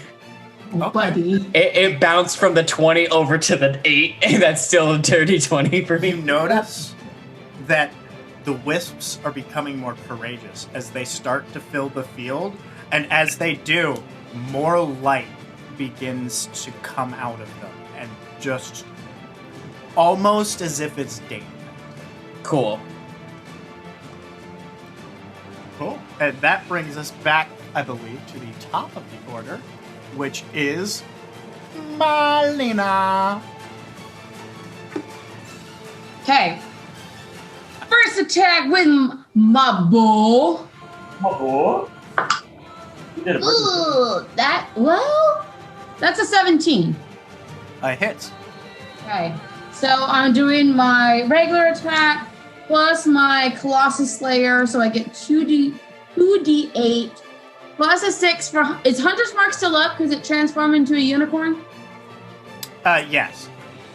Okay, plus 1d6 for Hunter's Mark. Here's the thing. You could have sworn it was a dragon, but no. It's been a unicorn the entire time.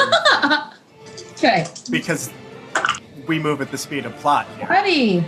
That's a 15 for my first attack. Okay, this thing is like super bloody. Okay. And I still have one more attack. Mm-hmm. He wasn't nice to me. Let's try Gila out. My Gila die. Oh, yeah. Mm-hmm. That's a 23 to hit, boo-boo. Super hits. Okay, we're gonna do. I can only use the Colossus Slayer once per turn. So 1d8 and a d6 because of Hunter's Mark. That'll do 16. Okay. Yep. And that's my turn. And then I'm gonna duck back around the rock. So looking at this violent monstrosity shadow unicorn creature,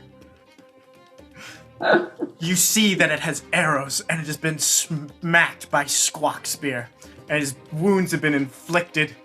And there's a bunch of bugs on it. And a bunch of bugs. Also, I probably should have. I needed to roll a set, and it fails that because it ended its turn in the bugs, right? Okay. Yeah. So go ahead, and it failed. So go ahead and give me that roll because this might just do it. 12, or that's 11, and that's 16, and that's 21.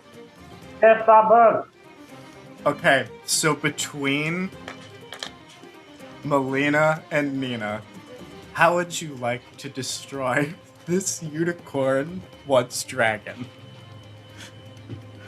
I think Melina takes an arrow, sees an extra big bug, and lets go an arrow, takes this really big bug, and helps push it into the abdomen of the unicorn so that this bug can just go.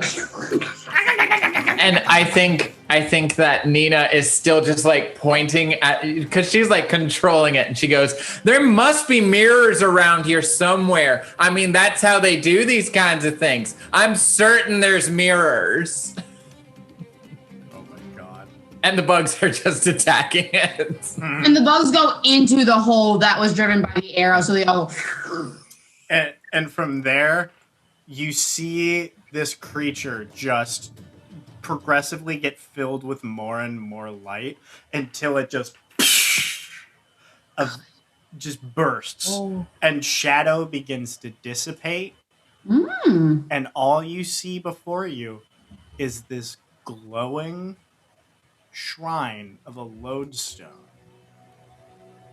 in front of you. That's the one that I saw before the darkness overcame us again, right? That is correct. And I will take us away from our combat area. We survived. Yay! Thanks for the children. These violent delights have violent ends. Am I right, Kenneth? Fun. You know, King Lear. No. Is that King Lear? It is. Are you sure you've never acted before? You sure you've never been on the stage? Oh, I do a little bit of prestidigitation myself, but you know, I don't. I just know I just know fake magic. Fake magic. Oh well. Do a great right. You do a little wrong. So, you now see this area. What would you like to do? I'm going to go up and continuously do what I've been doing, which is touch it. Okay. As you go up and you touch it, it begins to glow a little bit more, and you see these glyphs that were dull on the outside of it begin to into like this archway. And what languages does everybody know? Ooh, I know a lot. I know Aarakocra and Auran and Common and Draconic and Celestial. The ones that I know that most people don't are Auran, Marquesian, and Riadra. I know Aarakocra, Abyssal, Aryan, Celestial, Common, and Deep Speech. I only know the basic 3 you gave us. Cool. I Wow. am basic. The text and script that you see written around the border as it proceeds to almost create a magical divine gate. And through it, you hear the sounds of crashing waves. But what you pick up on is words that are celestial in nature. So those who understand celestial can read it. Now, here's the thing about it. You're able to read it, but even still, it feels like an archaic version of celestial from the previous age, which was the age of creation. And it reads thusly, as soon as I set it up.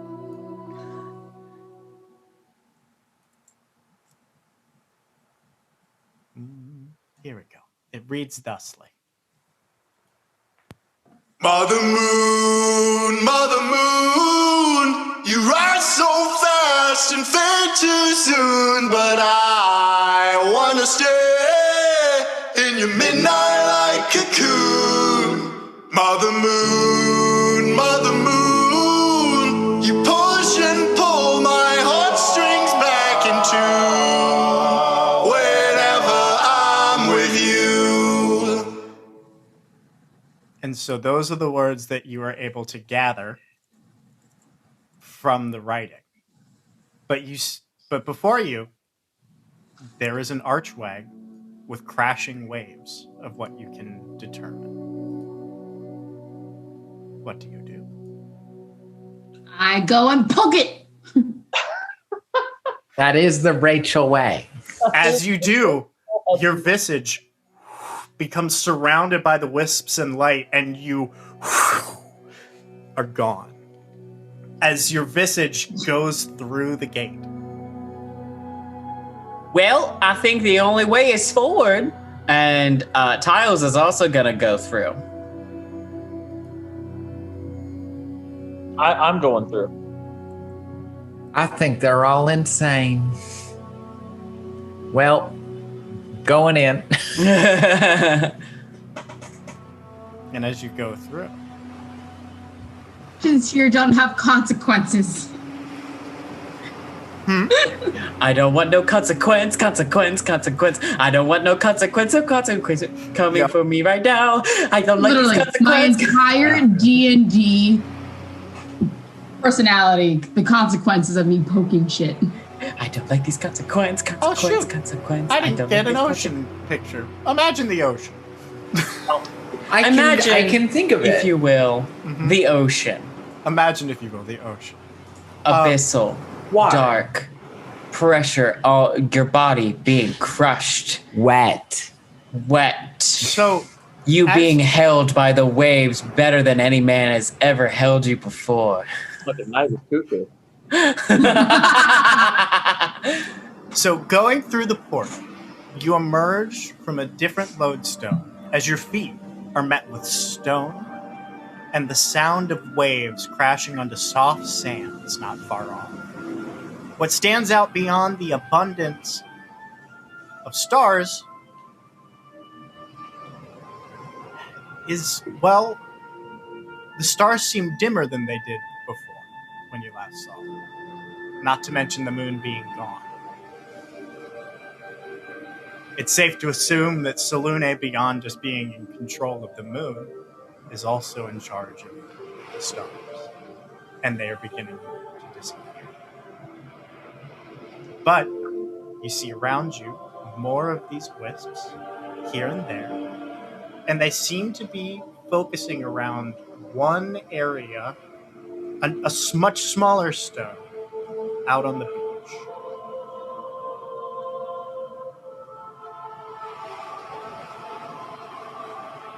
There's like you said there's a further stone like away from us that where they're all gathering. The water? Yeah, not quite at the water, but they're at the shore. Oh, I go up to it. I'm gonna go with her so she's not going alone. Cool. Gonna follow from a very. And I'll And- follow Sir Kenneth Branagh. I'm gonna play the rock a little tune before Melina pokes it and does something just insane. I want to sing to it. Okay, what would you like to say? I'm also going to sing Glow again because I didn't understand the words of the previous song I just heard since it was in Celestial. Okay. So you sing the words of Glow, and it responds, and you begin to see some action to it, and you see more of them more of these wisps gathering around you. It doesn't seem like anything's happening quite just.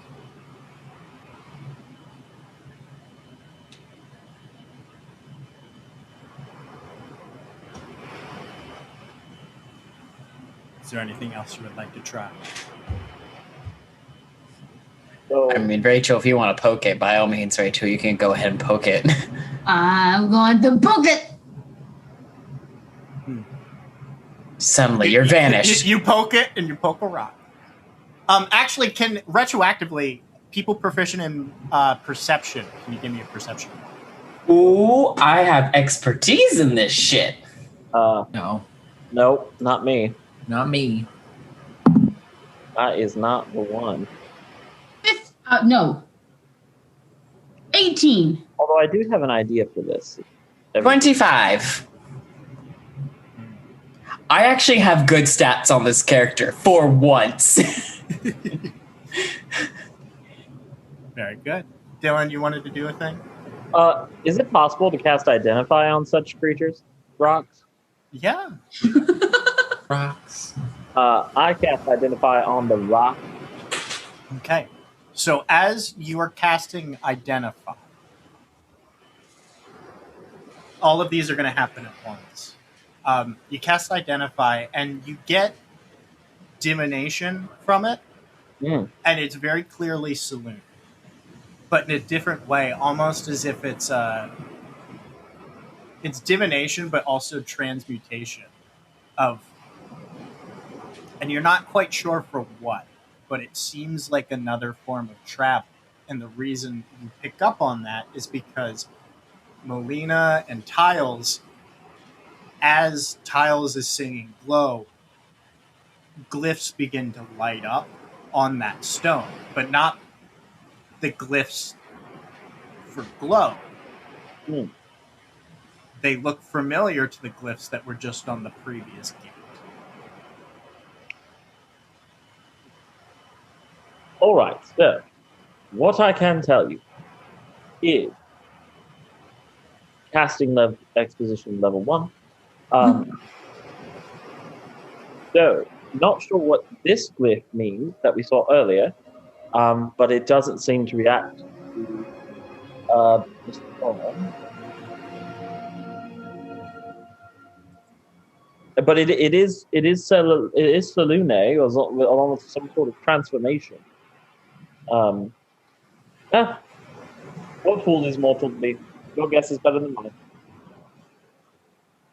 Well, I don't know if anybody else knew, but I did. But here's what that last rock said, and I explained what it said. Cool. So, the words of Mother Moon are conveyed. Mm-hmm. Well, I heard the melody, but I didn't understand the words. So let me try and put the words to the melody. And so I'm going to try and Okay, Pittacus with that accent. Don't be mean. Don't be mean. Hey, I love All right. you. Hey, give me a... Don't be mean. I love you. I love you too so much. You so much. What do you want me to do, Myles? Give me a performance check. Okay. Since it is in a different language, but music does not always necessarily need I'm having a language. hard time with Salune and Umberly being in this campaign because Evelyn is going. Mm-hmm. That is a 21. A 21 for performance. Thank you. I love this ASMR. I don't. Hi, this is Fee from Link Skyward Sword. Hello, thank you. There is an 80% chance that you will perform. As Don't trash my girl like that, you hoe. as Liv would say, who's this, Alan? Who is this? This is exhaustion. Thank you. And we adore them. And so as you sing the words to Mother Moon, the glyphs fully light up. And from there, all of a sudden, all of those wisps that had gathered from singing the previous song, all of a sudden, all shoot over your shoulders and around you and begin assembling into this bridge of light that goes over the ocean and starts ascending towards where the moon would be. Oh, it looks like she's waiting for us in the stratosphere. I'm sorry, I'm choking on that truth. Uh-huh. Yeah, she is. She is. I'm sorry, Tiles. What do you mean in the stratosphere? Well, I mean, Evelyn is showing. I'm sorry, can you tell us more about what the stratosphere is? For anybody Where not we're playing in our campaign, we're now voicing our other characters from our other campaign. Hey, all of you.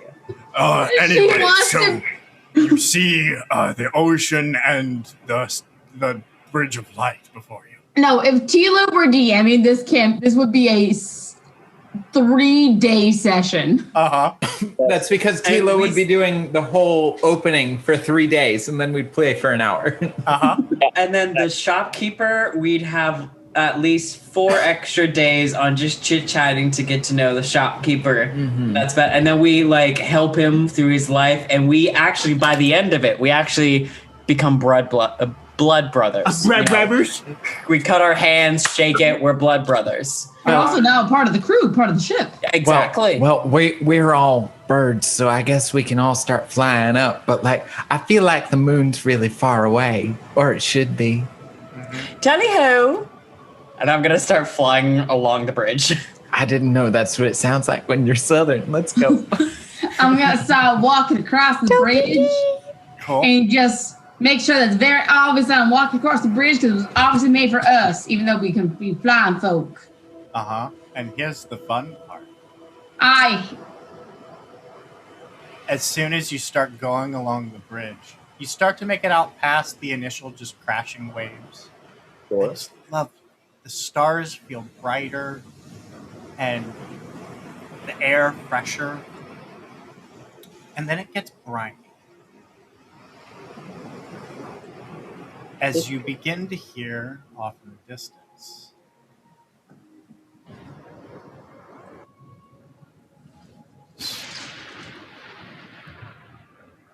That's gonna be a problem. thunder begins to. I thought that was a cannonball.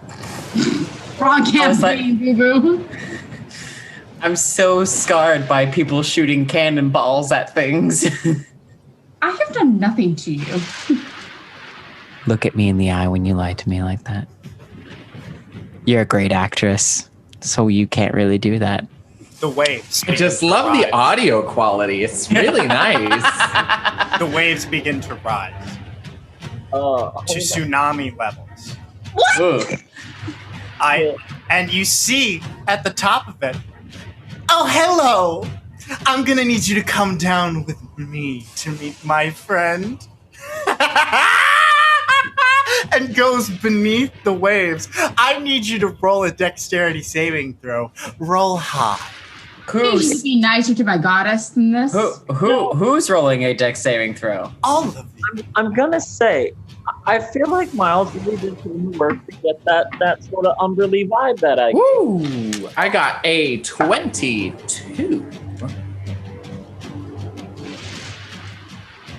Cool. Yeah, anybody get below a 20? I also got a 22. Got a 17. Remember, my goddess loves me. Myles, you are allowed to kill me because it is definitely below a 20. Okay. Anybody that gets below a 20, as you're going, Parting is such sweet sorrow. you see Nina and Tiles make it just cresting above the wave. What's the space movie that I'm thinking of right now? Interstellar style. Yeah. You just barely crest it and get down. However, Melina they disappear below the waves, and we'll leave you at that. I need another dexterity saving throw. Roll high. I love Me too? arms, though. No, neither of you gone. roll anymore. Cool. You disappear. Oh, he's so handsome. Look at that, baby. Yeah, So little baby. Alan, Liv, I need both of you to roll a dexterity saving throw again. Dirty 20. But I got over 20. Yeah, roll again. All right. The friends can't see us that way. That's a 16. Nina plummets below the waves. Mother moon. And now, all that's left is Tiles Mravitz. And you're going, and now you see creatures of the deep. You see krakens. You see whales. You see A creature of the deep. Oh, whale. creatures of the deep. And you just see a visage of a mermaid woman just devilishly cackling. Make me one more dexterity save. Can I be singing Mother Moon with all of my bravado at this current moment as I'm flying? Can I get advantage on that? It will keep you from having disadvantage. Okay.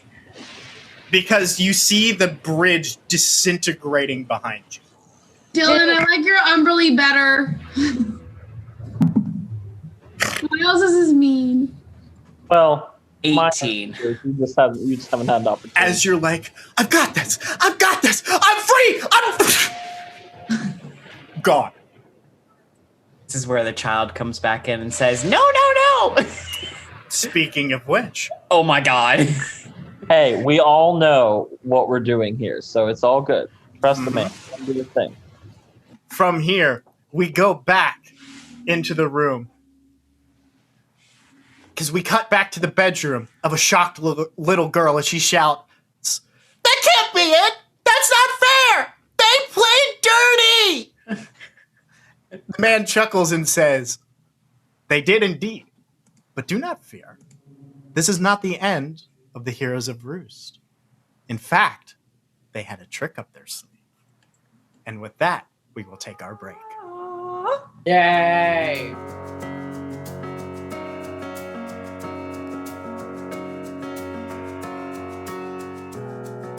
Welcome back, everybody. So,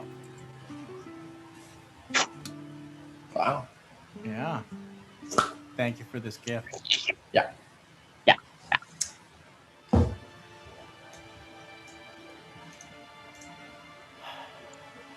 As each of them fall into the waters of Umberlee's rage, it felt like drowning.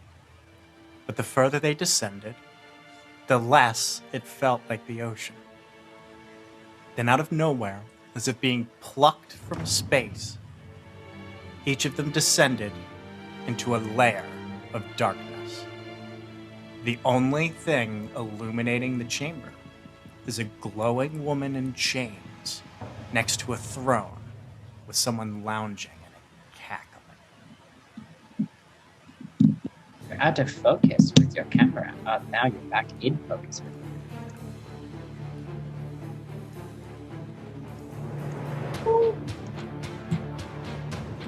We were wondering where the moon is. So, dear sister, Okay. this is the army you swore would come and defeat me! This embarrassment of a group, at best, isn't even worth my time! Now, that's Sir Kenneth Branagh, so I would watch your tone. What's that, sister? The words? Are you too ashamed to speak? Or are you just no match for those chains? You know, the chains of habit are generally too small to be felt until they are too strong to be broken, madam. Yeah. And from there, all of you hear in your minds. Some kick-ass music is what we hear. And a gentle voice. Do not listen to her. Thank you for finding me. I can help you, but you must destroy these chains that bind me. If you don't, the avatar of Shar will create eternal darkness on the prime material plane that resembles the Shadowfell. Will you help me? That's high stakes. I feel like I'm lucid dreaming right now. Myles brought in the theme of chains, so I feel like I have to help him. I mean, I don't do real magic, but I'll use what I got. I'll help. Great. All right, what do we gotta do to help? Who's the bitch? Roll for initiative. Oh, that's good. Well, Let's fight a god. yeah. Oh no. Well, 13. 7. 7. I should move you and our viewers over to the battle map. Oh my. Foghorn Leghorn to George Decay in just a moment. Welcome to the throne room of Shar, yo. It's pretty cool, I guess. No, I like the decor. Let's be real. It's pretty baroque. Or broke. Am I right, ladies? Dab. Nay, nay. Am I hip now? We're awful. All of the whips and the nays. Both of them. Are we putting the initiative order in order, or I'm just rolling stuff. All right. 25 to 20. 27, baby. 27. 13. What is your I'm not 20 to 25, honey. 15 to 20. me? I got 17. 17. Okay. I don't see anything on the screen for initiative order. Hit refresh. Okay, hold on. We'll try this again. Do you see it now? I see like a box for turn order, but I don't see anything in that box. Okay. Same. Well, we'll start from scratch here. Oh, with this epic music behind. All right, Nina, you got a what? Ooh, Nina. I got a 13. Okay. Do you see Nina in the box? Yeah. Okay, beautiful. Give me a hot second. Ooh, it's raining. Who did I put as? Oh, we like. How thematic. It's like pathetic fallacy. My favorite literary device. Always use pathetic fallacy. Yeah. Melina, what did you get? 27. Dope. 19 plus 8. Hot damn. Okay. Yeah.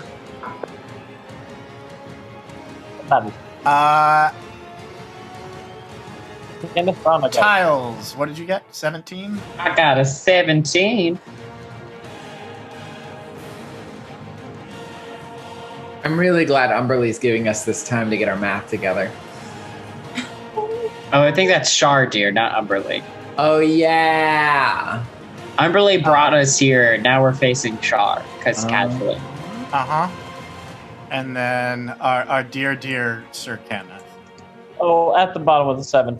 See, Umberly is like the Joker in the fact that she doesn't really want to get rid of Stella Lune, because then there wouldn't be a play.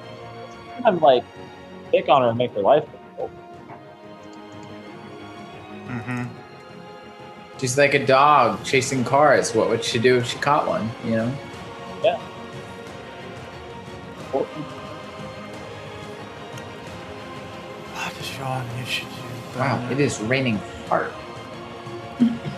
Much like my love for you. I love you! I don't know what it is about this haircut or even this lighting, but my blue eyes are popping. You look hot, baby. I fucking do. You look birthday hot. Because I'm the birthday boy. Birthday boy! All right, so we start with Melina. That's me. Yeah. I'm gonna run over here behind this pillar.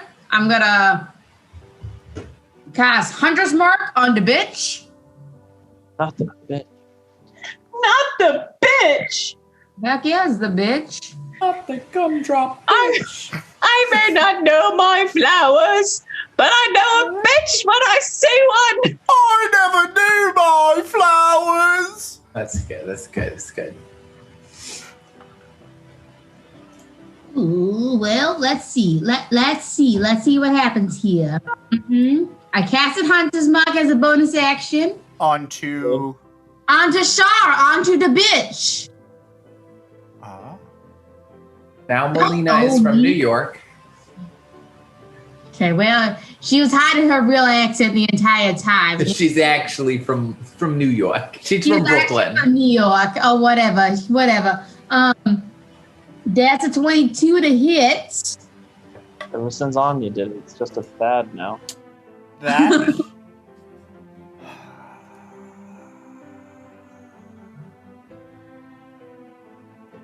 Just barely hits. Oh, buddy. Oh, okay. What barely hits? 22. We gotta get creative here, y'all. Remember what Salune said. Well, just for anyone at home who wasn't listening, or maybe has like a Swiss cheese brain, what could we get a recap as to what Salune said? Salune said, "Do not listen to her. Thank you for finding me. I can help you, but you must destroy these chains that bind me." Well, there you go. Oh. Can I aim instead at the chains now that I'm thinking about what actually was said? Yes, you might. Okay, does the 22 still hit for the chains? Yes, it does. Great. I'm going to go for the chains. Okay, there are 5 chains. There's one around her mouth. There's one around each of her hands. One for the one around her mouth, obviously, so she can talk to us. Okay. You're gonna shoot her mouth? Well, No, there are... I'm going to cut from the side, okay? What'd you get for those DiMaggios? That was a 10. Okay. 10 damage. Did it break? Nope. For my second attack, now that damage. You look like you got a good slice into him. That was a natural 1. I ain't doing shit. The arrow goes... Tong! Well, You didn't like my accent.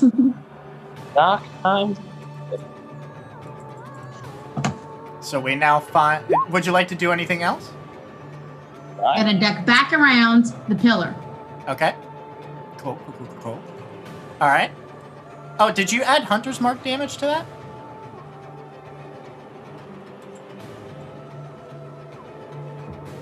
Oh, okay. Cool. Sorry, tabbing. Up next, we got ourselves... Ooh, either Tiles or Shard. What is Tiles' Dex modifier? 4. 4. I have to. You go before Shard. Or the avatar of Shar. The Avashar. Oh no. Not I as know. Go ahead. I'll keep me and my dad jokes over here. That wasn't even a dad joke. That was just bad.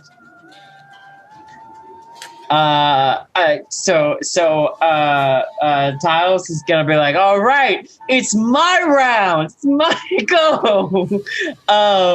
And he's gonna be like, whoa, and then as he gets the chorus, whoa, and he's gonna cast Shatter on the chains near her feet. Uh-huh. Uh-huh. Go ahead. I don't know. Let's do 3rd level. Okay. So that it's yeah. I just do because it's items. I just do flat damage. It looks like.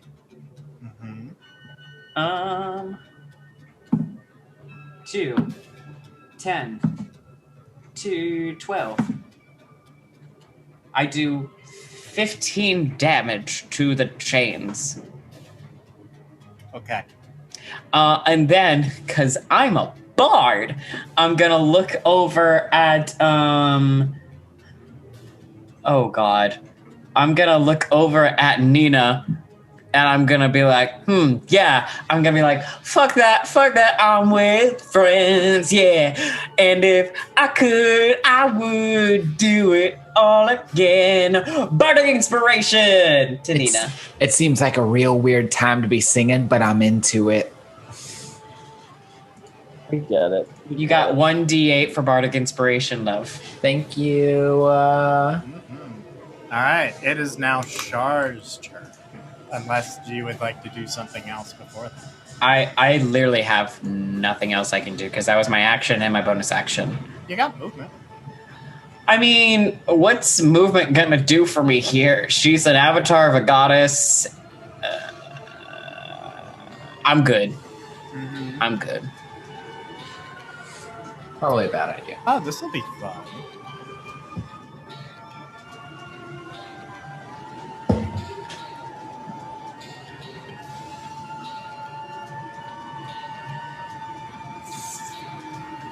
I need everybody to make a dexterity saving throw for me. Okay. Am hidden behind a pillar. Are you within 30 feet? I don't know, am I? I'm pretty. I believe I get disadvantage on dex saving throws as well because my armor is that just on the. I think it's just stealth. Just a stealth check. Great. I got a 22. I got the 17. None of us are within range, honey boo boo. Oh no, this is a fireball. Within 30 feet? Of where it lands. Yeah. Oh, where's it landing? Right in the center, all y'all. Oh, well, Or, like, I'm within here. range. You said Dex? Uh-huh. Thank you. 25. 26. 17. Come on, Kenneth. Kenneth, what? He got a 22. I got the 17. I got the 25. Anybody that got below an 18, please raise your hand. Only Nina. No. Wait. I think you can use Bardic Inspiration for this. Yeah. Ability checks and saving throws, yeah. Yeah. I guess. I wanted to save it for damage and shit, but it's +6, so I saved. Alright, everybody takes half damage. 1, 2, 3, 4, 5, 6. I need 2 more D8s. Or D6s, sorry. It is Fireball. I survived 14 D6, so we're gonna do fine. That's a lot of 4s. Sir? 8, 16, 20. That's 35 points of damage halved to like 17?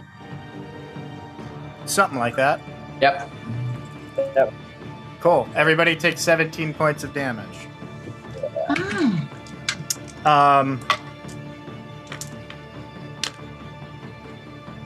How's everybody looking? Pretty good still. I'm great. 10, but I'm just really trying to get to my turn. Over half. That will be their turn for the time being. Nina, it's your turn. Yeah.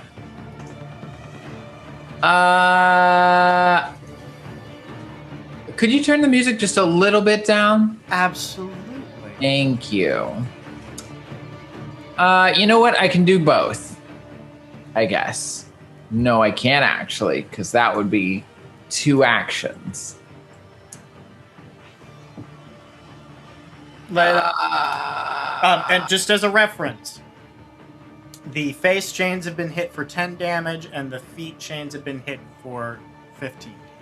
Yeah, and I would love to do this thing, but I want to banish her. But I don't feel like that would ever happen. So what I'm going to do is instead I'm going to cast Lightning Bolt on the... Can you repeat those 2 again? The face, or the head chains have taken 10 damage, and the feet ones have taken 15. Then I'm going to throw a Lightning Bolt at Salune's face towards the chains. Okay. And I'm going to say... Please, nobody make me make a lightning bolt go straight over there. I can't do that. It's impossible. And I'm going to go ahead and cast lightning bolt. Creature in the line must make a dexterity saving throw. It's chains. Go ahead, just roll damage for me. Takes 8d6. Dope. 2, 6... 10, 15, 16, 19, 23, 28. You see the chains around her head begin to crack. They are not fully broken through, but you are nearly through. Word. Bonus actions. Oh, I'm not going to do that. We're good.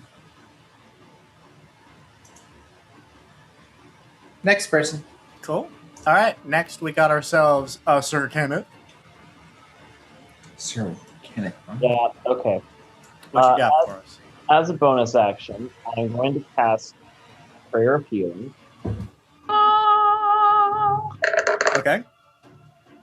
Healing everyone a total of 27 hits. Cool. So this is what it's like to have a cleric on the team. Wow. Just say for how much? 27. Wow, that's like almost all, like 2 points away from all of it. Same. Everyone goes up 27 hit points, and then since that was my bonus action, I'm gonna bum rush the Celalune's face and take a mace to The face. Can you get over there? I'm thinking that I might be able to. Ash. I can't bash, but I was wondering how far away is the board? Can ruler it. From me, the green one? Oh, that's fucking. You know what I could do? And this is going to be awful. However, how far can I throw this here? We really should have had a cleric for our main campaign. I'm just saying, I made my time wizard boy from the get-go. We had a pirate. I mean, everyone else just filled in. Everybody needs a Norbin. Sure. I'm going to walk. First, I'm going to walk the 20-ish feet I need to get in range. I'm going to throw a spear at her mouth. Okay. Go ahead and give me an attack roll. Yeah, that's the dream, isn't it? Mm-hmm. 18 on her mouth. Okay. Yeah. And then 7 HP. Every number counts. Let me do some math because I went to college for music, not for math. Oh yeah. Not for numbers. It is like a whisker's breadth away from being broken. Okay. Well, that's all the great Sir Kenneth Branagh can do. And you know what? Anything Sir Kenneth Branagh does is enough. All right, that brings us back to the top of the order. Melina. Okay.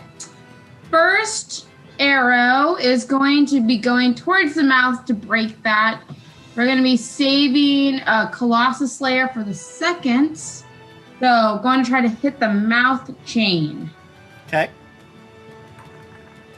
With my longbow, of course. 23 to hit. Super hits. 1d8 and 1d6 because Hunter's Mark is still up. Mm-hmm.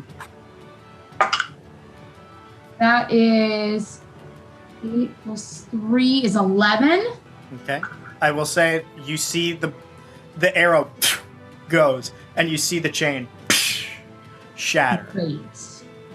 Which is the one that is the most damaged next? The feet. I'm going to go for the feet. Okay. Which colossal? Ooh, that's an 18 to hit. Just hits. Oh, okay. Colossal damage because they are indeed. What? Does your colossal not proc because the chain itself is below its max HP? Yes, I get to add it because it's below its max. Yep. Yeah. I love how Dylan's just kind of over there, super chill, contemplating things happening. He's like, I'm not the DM this time. I don't really got to be super present the entire time. So Isn't it great over here? Me as a player is always the one who's just thinking like, yeah, and this move might, yeah, and this would be, yeah, cool. That was 11 damage for the feet. Okay. You're making a dent into it. You see it starting to get cut through. Anything else? And then duck back behind. Okay. At that point, two things happen simultaneously before Tiles goes. You hear Selune finally, let me aid you the strength of the moon. And she as she speaks that, you feel some strength return to you. So here's how this is going to work. With every chain that is broken, your stats are increased. So you start out going forward. You have +2 on your saves ongoing. At the beginning of your turns, you heal 10 hit points. and you notice that you begin to have a dim light surrounding you. Okay. I wonder if we can go. So going forward, everybody has +2 on their saves. At the beginning of your turn, you heal 10 points of damage. Cool. Does that go into temporary hit points, or does it just hit the maximum? Hit points, yeah. Okay. Well, does it go into temporary hit points, or is it just the regular hit points? Regular. How much was it? 10 currently. Okay, so 10 was the heal or the HP you were given. And then you said that's +2 on all our +2 on all saves. Okay, I'm actually going into the saving throws and like overriding them with +2. Cool. So there's that. And now, simultaneously, at the same time, Shar looks over and says, "No!" And uses a legendary action to erupt darkness and a purple, like, lightning crackles. And I need everybody to make DC 18 wisdom saving throws. +2 because of saves. Mm-hmm. Oh, not wisdom. I'm not good at wisdom either. Cleric said, "Thank God for wisdom," is what the cleric said. Oh. 26. Cool. 9. Oh. Oh no. Dirty 20. Cool. 17. So everybody that got below an 18 is now frightened. I'm so scared. So that means you can't move closer, and if you make attacks, they are with disadvantage. Oh, I'm so scared. But you can continue to save against it at the end of ongoing turns. Oh dear. So, Well, that's no fun. with that said, Tiles, it is your turn. What are the chains that are left over? Feet are one of the feet. Sorry, both feet and both helmets, essentially. Or is she like bound with handcuffs, or like each individual arm? Each individual. And each individual foot as well. Right? Mm-hmm. Yep. Okay. Ooh. Hold on a second. You know what? Screw it. It's like this, and then the feet are the same. So you got 2 more. You got the hands and you got the feet. Damn it, Miles. You and I about had a through line and things. It's all good. I can change it back. Nope. Because this could be really fun. This could be really If interesting. it's thematic, then you do have to change it back. Okay, because five chains and it's a Okay, good. it's 5. Good number. It's 5. We're keeping it 5. So the feet are most hurt. They've taken 26 points of damage. Rachel's so upset. She's like, listen. I am. I'm gonna look at one of the chains on, I guess, like her right hand, the chain on her right hand, and I'm actually going to cast Enlarge on the chain around like the buckle. So basically, she could the buckle, the part around her wrist enlarges, and she can just swoop. I want you to make a contested roll with me. Oh, that God's gonna Okay. Because these are magical. These are magical chains. What do I gotta do? Out magic the magic, bro. Probably not. Add your attack bonus with spells. Your spellcasting modifier, and just go up against me. Actually, I use. Oh, I'm sorry. I have to get in 30 feet. I mean, just 1, 2, 3, 4, 5, 6. Yeah. Liv, are you figuring out the secrets over there? I don't need to hear anything from you, Dylan Rich. Dylan Joseph. It's 14. Okay. Can I Can I cutting words? Whatever you just rolled. Mm-hmm. Because you're currently contested exactly at 14. I'm gonna look at Salune and I'm gonna say, baby, these chains are not in style. One of his songs. Uh-huh. Go ahead and a roll me a D8. D8. That's a line. That's a lyric. So From that's a song. We won't go out in style or something like that. I can't remember. One of his songs is called Style. Oh, I thought you said there was literally one where he goes, "These chains are not in style," and I was like, "What?" Yeah, I know. I rolled a 5. Okay. So the chain enlarges, and her hand slips through. So now, going forward, at the end of your turn, you all now have +3 to your saving throws. And you heal 15 hit points at the end of each turn, and that light is becoming brighter around all of you. Alan, to give you some context, I rolled a natural 2. So just a warning, I don't know how successful that will be in the future. You know? I'm just telling you because I care.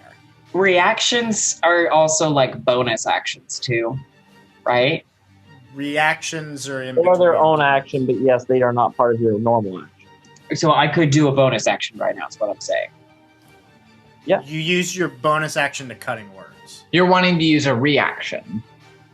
Cutting words is a reaction. Apologies, I'm getting them mixed up. Yeah, you have a bonus action. I'm going to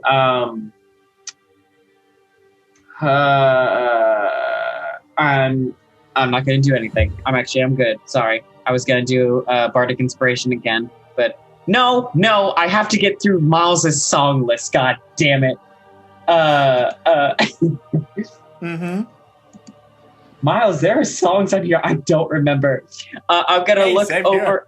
I'm gonna look over at Nina again, and I'm gonna say, "I'm on the way to happiness. Ain't no one stopping me. Dun, dun, dun, dun. I'm on the road to happiness, first class express. Dun, dun, dun. I'll be there soon with you, 'cause I can't wait to spend so much time with you. Please do some damage on these chains. I wanna leave. Dun, dun, dun, dun, dun." Oh my god. Okay. I'm playing a bard in our next campaign. Boom. You're welcome. I do like that Alan, doing this for you. unlike many who play bards, it's funny to listen to someone play bard and see how long they think the bard should get for a musical insert. Because some people are like 10 seconds max. And some people, like Sam Riegel, will sing the whole song. Yes. It's whatever comes to me in the moment. And then sometimes you don't really sing anything at all as a bard. In fact, you probably should have been a whole different class the entire time, probably. Yes, we love DP. Whoa. This is not the time to talk. You get another Bardic Inspiration, love. Cool. Wow, look at... I have now Bardic Inspirationed you more than DP has ever gave serious Bardic Inspiration. To be clear to anyone watching this, her name was Deft Punk, and we say DP for short, and it is in no way referencing anything else. Sure about. Sure. One more legendary action at the end of that is Shar is going to shoot a ray of frost at tiles. And I need to make sure, is that an attack roll? I believe it is. Yes. Deranged spell attack. That's 28 to hit. I mean, yeah. And I know I have to... I read that comment, Dylan. And also, I know I have to make, a Constitution saving throw to not get frozen? Oh, well, first off, you are very lucky. 10, 6... Oh, here, Bubby. Here. No, it's on a hit. No. So your speed is reduced by 10 feet until the start of your next turn, and you take 16 cold damage. Okay. All right. It is now Char's turn. I need everybody to make me... Oh, and you heal for 15 hit points. Thank you. Even though my my turn passed and then she used her action? It was a legendary action. Oh, okay. So really I took 1 damage. Uh-huh. I need everybody to make a Constitution saving throw for me. We got +3. Constitution's good. Let's stick to Constitution. If No. just let me know if you get above an 18. I got 18 a or above. I got a 23. All right, everybody who fails takes 21 points of necrotic damage. Does it matter that I got a natural 20? You take... Well, we will see if it's half as much. Half as much on a successful one. So what was that number? 21 on a failed save. Oh. So Sir 10. Kenneth would take 10. Cool. Okay. So we know Talamnel's one, Misfortune's another, and then a Zedrin kid might be a third one. And that leaves 2 more slots here. What?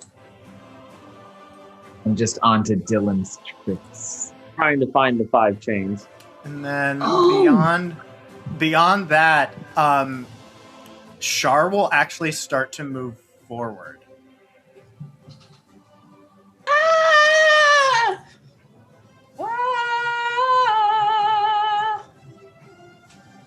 And get in between our good boy Kenneth and Tiles.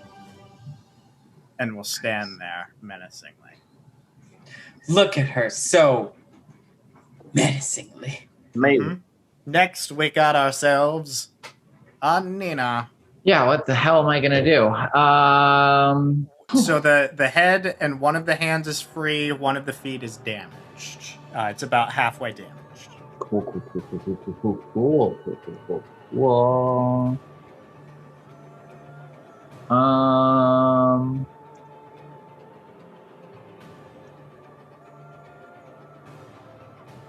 Give me 1 sec.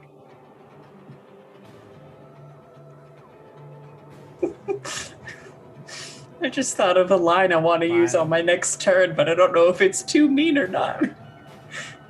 Go for it. Be savage. I'm just gonna go ahead and do another lightning bolt. Okay. And I'm gonna do that at level 4. Okay.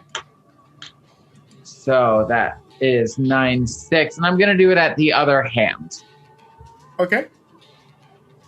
9d6. 1, 4, 7, 10, 15, 18, 22, 24, and 26. In a single blast, you see the chain around her other hand rattle, and it looks like it's about halfway cut through. Wow, that looks about halfway cut through the intervention of absolutely no one. That is me. I'm done. All right. Next up, we've got ourselves Kenneth. Kenneth Brown, yeah. We're in dueling range with a bitch. Okay, so I am going to pass another 4th level to call upon the completed works of Sir William Squawkspear. Squawkspear, and I'm going to attack with it.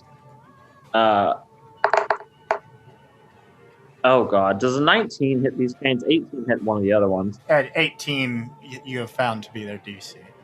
Well then I do hit the chain, the one that is just recently about halfway there. And we will do... Please let me... 19 points of damage. On which one again? The one that was just damaged. The one that my friend Nina said was halfway through. Okay. It is so close to being broken. That is sadly my turn, so what I'm probably going to do... Actually, I mean, this person has full room attack. I'm probably grunt it. I did not hear a single thing you just again? said. Oh, I'm done. Okay. Cool. Good work, Sir Kenneth Brahma. Awesome. Next up, we got Amelina. The top of the order. Hidoke. And also, Sir Kenneth, you heal 15 hit points. Yes. If I had those to heal. All right. So we have the foot chains are damaged, and which ones are also damaged? The foot chain? One foot chain is damaged, and the hand foot chain is almost gone. Okay, So well, it's a hand and 2 feet. hand and 2 feet. I'm gonna go for the foots. Okay. Damaged foots. Okay. Eat a foot. Your foot. Oh, that's a natural 18. Okay. Super hits. I'm gonna go for simply. I'm not gonna use my colossal yet until the next turn. Okay. So that's 1d8 and 1d6. Why have I not been twinning my spells? This is ridiculous. Because you're learning a class you've never played before for a one shot. That's 11 points of damage on that one. Mm-hmm. Myles? Mm-hmm. It's still there, but it's very, very damaged. Okay. I'm gonna move on to the next one, I guess. To the next foots.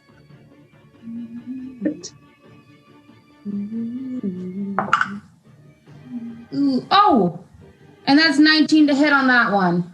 Mm-hmm. On the other foots. Okay. Is that one? That one's damaged, right? Mm-hmm. Oh, the other one's not? Correct. Oh, then I'm gonna go on the hand that is damaged. Okay. So I can use my Colossus. Cool. Give it to me. Tell me something good. 13 on that one. You shoot it, and the chain shatters. Oh, nice. So now you have +4 on saving throws, and you heal 20 hit points at the end of each of your turns. You see where this is going. Uh-huh. And the light becomes brighter, and you notice that Shar is beginning to shy away. Cool. Also, people that are still frightened, So scared. make another save for me, because I meant to ask about that. That's a wisdom save, correct? Uh-huh. Yeah, and you have a +4 beyond what you have. Got a 9. Okay, you are still frightened. I also got a 9. We're twinning tonight. We're twinning. Wow. Wow. Okay. Wow. Melina, do you have anything else you would like to do? Wow. I think I'm gonna back up a little bit. Shit, how do I do that? So that I can duck behind this guy. That still should keep me within. Give me a second. Fuck, how do I? Okay. Oh, yeah. That's good. I have a little bit of cover over here. Okay. Wendy, do you want to play with your frog? What is it? Oh, a bit. Oh, baby. A baby. Play with frog, or you wanted to lay down? Oh. No. A baby. All right. So next up, we got Tiles. What you got for me? I'm going to cast Shatter at Shatter. level 4. Okay. And I'm going to position the sphere of shatter so it sits in the middle of the two chains, so both get hit. Very good. Very good.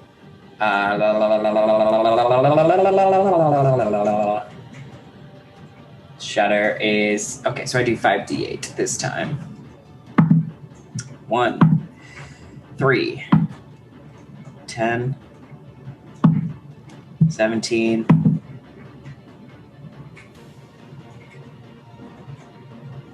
24 damage to each. Okay. Awesome.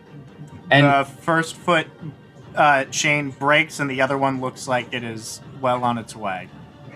Hey, I'll be back. My next turn is just to hit the spiritual weapon again. I'm gonna see if Quinn needs to go out real quick. okay. Cool. So there's one chain left. You are up to +5 on saving throws and 25 for healing. And I get healed for 25. At this point, before Char's turn, she will use a legendary action. And let me double check this. To give us all nice thoughts of our lives. You would hope.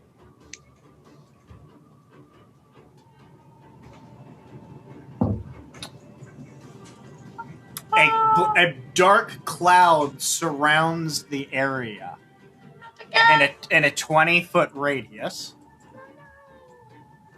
I need everybody to make a what's this?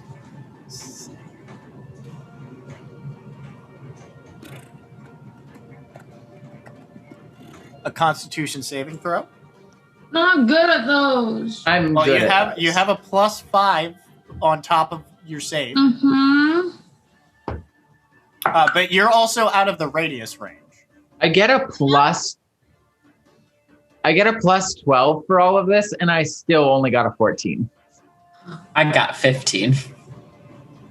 All right, everybody is getting hit with some good poison.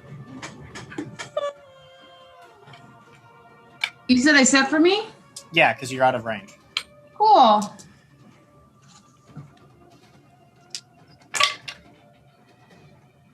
Eight, 18, 23.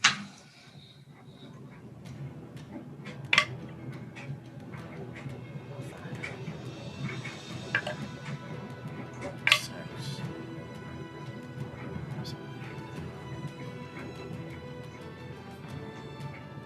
Everybody takes 42 points of poison damage.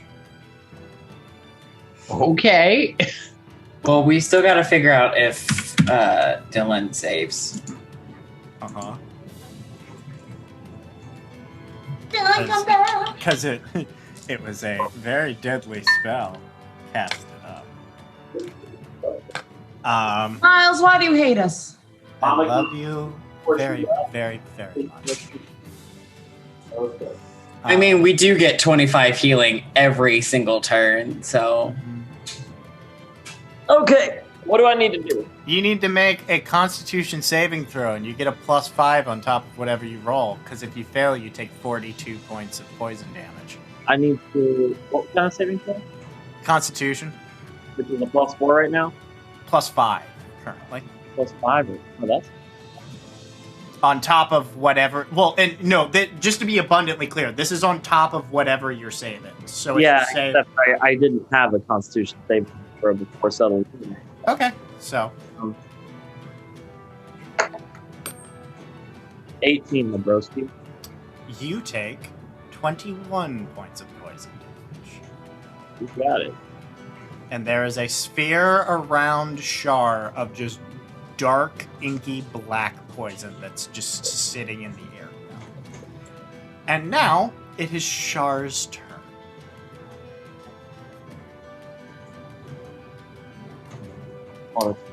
Of which Shar will make an attack at each of the people in front and beside them. Now, why would she do that? Why is she being so mean? I shit you not, I rolled double 5s. Amazing. So they do not. Plus what, though? Probably plus 1 million, but I'm being hand wavy at the moment. Don't worry about it. Probably plus 1 million. I mean, an avatar of a god. Would you like me to hit? No. Hand wavy. So her turn is done. That brings us to Nina. Yeah. Now we can all shoot at these chains, and that's always a fun thing. But I think I might do something that might be helpful, or it'll be nothing at all. Okay. And I'm gonna cast blindness/deafness on Shar. Can you make a Constitution saving throw for me? Uh-huh.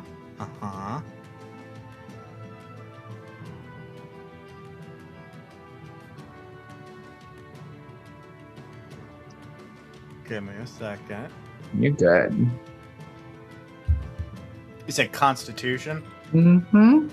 Cool. What is your save? What did you get? Got to 16. Damn it, it's 15. That's it for me. Cool. All right. Well, next we got us a Kenneth. What you got for us, Kenneth? Couple options. And also very quickly, Nina, you can make a save to get rid of Frighten, and you heal 25 hit points. And do I make a save to get rid of Frighten? Yes, you do. What is that again? Wisdom? Give me just a second. It's Wisdom or Constitution, but basically just beating 18. It's a Wisdom saving. Yeah. I got 18. You save. So I'm no longer scared. You're no longer scared. I was rolling high at the very beginning of this. I also got plus 25. Mm-hmm. Sir Kenneth, what shall I do? I'm going to attempt to bestow a curse onto... Wait, how damaged was the last chain? It's about halfway. Cool. So I'll use the bonus action to attack with a spiritual weapon. Okay. Give me an attack roll. And that is a 23 to hit. Hits. We do the damage, which I'd cast that at 4th level, I believe. So 14 damage. Okay. And then for my actual turn, or for the action, I will use second level spell slot to cast bestow. Cast what?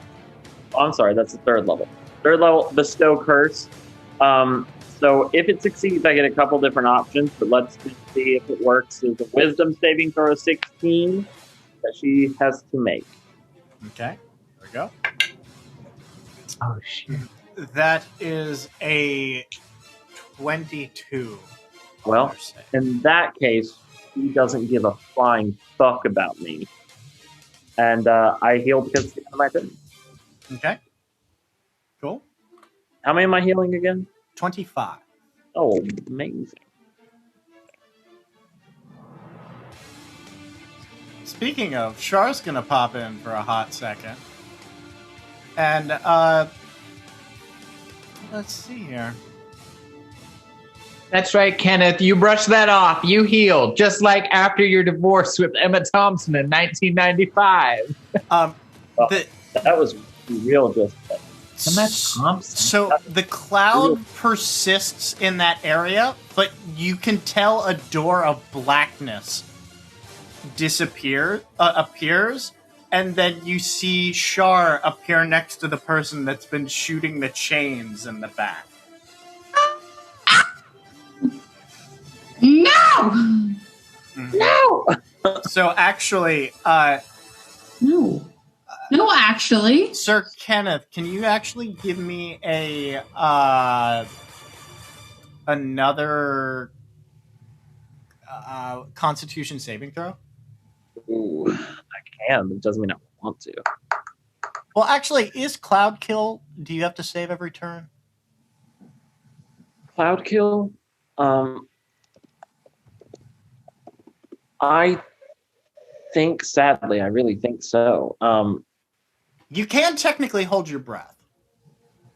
It does say.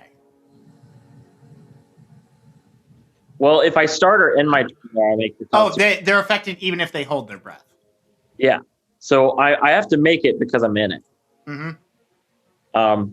Can I get a little radius bubble of where Cloud Kill is so I know where to go? Yeah. Uh-huh. Well, yeah.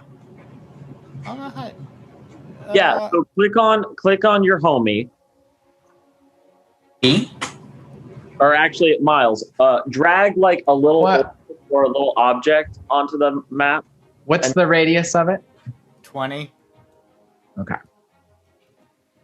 And you can give that whatever a radius of an aura, and you can color it, and it'll work. Well, I'm trying to do draw shape, but it's only giving me the option of square. Oh no! If you hold Alt, it'll give you an ellipse, a little oval. Oh, when you're drawing it? Mm-hmm. You have to hold it while you know. There you go. Yeah, so it's focused around here. This is why I have spent many hours learning the broken system of Roll20.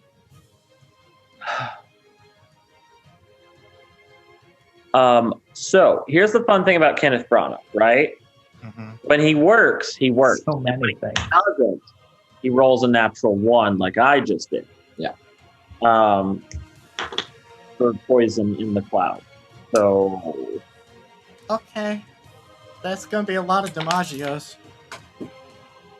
Kenneth. DiMaggio. You know, here's the thing. Life is but a stage, and I only have a small time and parts in it. So, Parting is such a sorrow. I'm waiting. I can't. Nope, that's for when I die. I know. The moment. To die, to sleep, to sleep, perchance to dream. That's 39. That's 39 points of poison damage. But in that sleep, it dreams me. I know what death is. I'm not there, but I'm very aware. So you're currently still conscious? You're not unconscious? No, I am at. You said 38. 39. Oh, okay. 30. I just typed in 390. No, I'm at 9 HP. Okay. Cool. Cool. Whose turn? After me, somebody. Melina. Could be Rachel, yeah. I'm gonna run the fuck away so I can shoot him and not get disadvantaged for being so close. I'm gonna go 5. There's going to be an opportunity attack if you run out. Oh, well, maybe I won't do that. Kind of have to get out. I mean, I kind of have to if I want to shoot anything. I'm going to go 5, 10, 15, 20, 25. I'm going to go. I mean, you could disengage. And 5, 10, 15, I would just like to let you know, and I will take a picture of it. I rolled a natural 20. You know what, baby? Bring it. Okay. That will be 66. Ah! Dead. 1, 2, 3, 4, 5, 6. He couldn't kill me even if he got. Oh, it's double damage though. Just kidding. I might die today. No, I rolled very low. Good. Y'all, I just got invited to a wedding on October 31st. And it is a costume party. Take me. I demand it. It's a Sunday. But if you want to be my +1 girl, let's get dressed up. 20. Take me. Okay. I'm going to see if I can get a Medusa. Huh? You get Queen of Hearts or Medusa. If you get to be Medusa, I could dress up as a Greek hero. Amazing. That's 38 points of slashing damage. Damn it! Are you dead? Hang on, I gotta double check. I think yes. Hang on. Where's my hellish rebuke? Where is my? You don't get hellish rebuke. I know. I'm looking at for Evelyn's stats here. I don't have any. I'm down, y'all. Bye. Bye, girl. Bye, girl. We loved you. There's one. Now for the rest of you. It's my turn too. Now, you're doing death saving throws at the moment? It's my turn, so yes. Wouldn't that would be on her next turn though? No, it's my turn now. Yeah, it's her actual turn now. So okay. Yeah, go ahead. 18. That is a success. And at the end of the turn, you are pumped with 25 points of healing and stand Does that mean I get to use my turn now? That is at the end of your turn. No, your turn gets taken away because you were in the ground. I'm so sorry. But you don't have to meet death saving throw. I want my turn. It is my turn now. I feel like I just did Rachel dirty. Well, that's D&D. D&D. Feel dirty after what hard fight she was in. Rachel felt dirty when she thought meteors were going to blow up her ship. Remember that time? Even though she was the one to... Never mind, I'm going to shut up now. I'm going to... 1, 2... I mean, we don't... this is a conversation we could have, but the truth we'll is... have it later. We'll do that later. I'm going to get out of the cloud so I don't die, right? Mm-hmm. And then I'm going to cast Shatter again in the same vicinity again. Mm-hmm. But this time, you know what? I was going to say this time at level 2. No, I'm going to get the job fucking done at level 4 again. I said, be free. Okay. So, 5, 11, 12, 20, 25 damage. You cast it. What happens when you hit the chains with Shatter? They shatter? Cool. Great. Awesome. Oh, yeah. I strum like thunder damage courses through my guitar, and the chains just go ting, and they fall apart in pieces. And in that moment, you see an explosion of light from the other side. As you see Salune stand for the first time. Oh, man. And you see Salune reach out. And you see all of the energy that was given to each of you absorbed into one single blast. And you see Salune say, "Be gone." And shoots a cannon of light at Salune. As it At Char? at Shar. I'm sorry, words. And it evaporates. The avatar of Shar. Banished from this plane. I would say that avatar did as well as Ace Fusion did once upon a time. Ace? You will be kicked from this call from that one. So help me God. What is that one from? That's freshman year. That is one of the very first songs he ever released, and he can't get rid of it on his Spotify. Which song? Which one? Ace It's Fusion. called Ace Fusion. It's Oh, so good. bad. So from this point, let me Liv is that- going to look it up immediately. let me get that taste out of my mouth. That was going to be a vicious mockery if I had the ability to. Mm-hmm.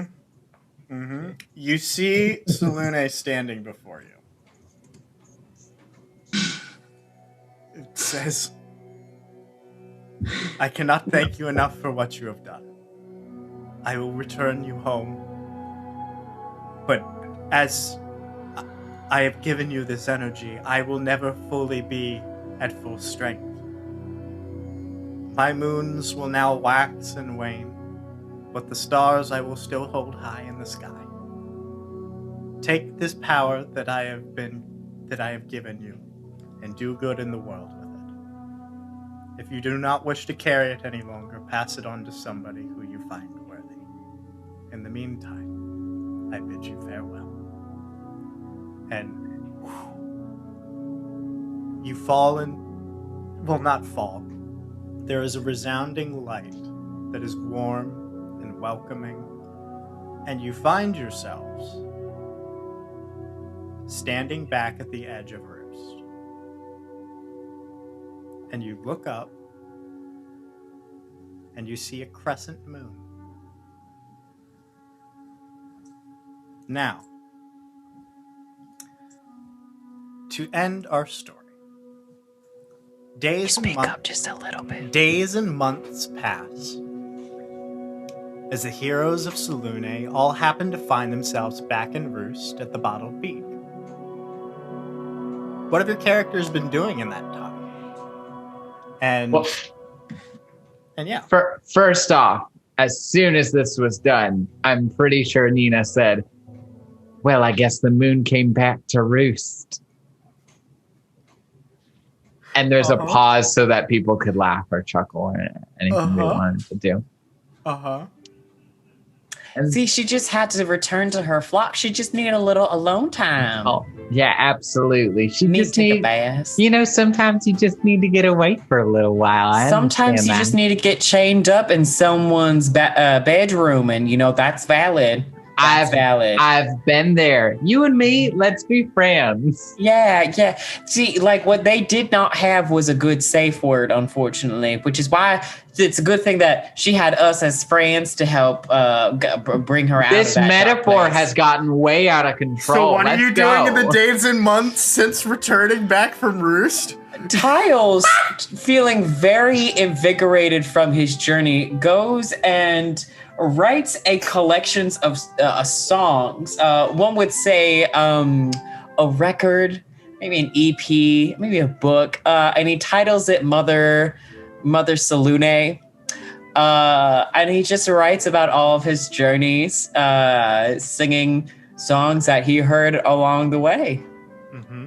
I feel like maybe you should have gone last, because I guess the rest of us are just going to look like a bunch of chuckle fucks after that one. So that was the plan. I know what Kenneth Branagh is doing. Oh, he's going to use the soul. Please. By all means. So, I'm going to get real intimate with y'all real quick. Okay, thank you. Thank you, Sir Kenneth.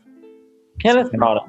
How much time do I have, Myles, so I can days to months, it's non-specific. Days to months, non-specific. Oh, I love that. Okay.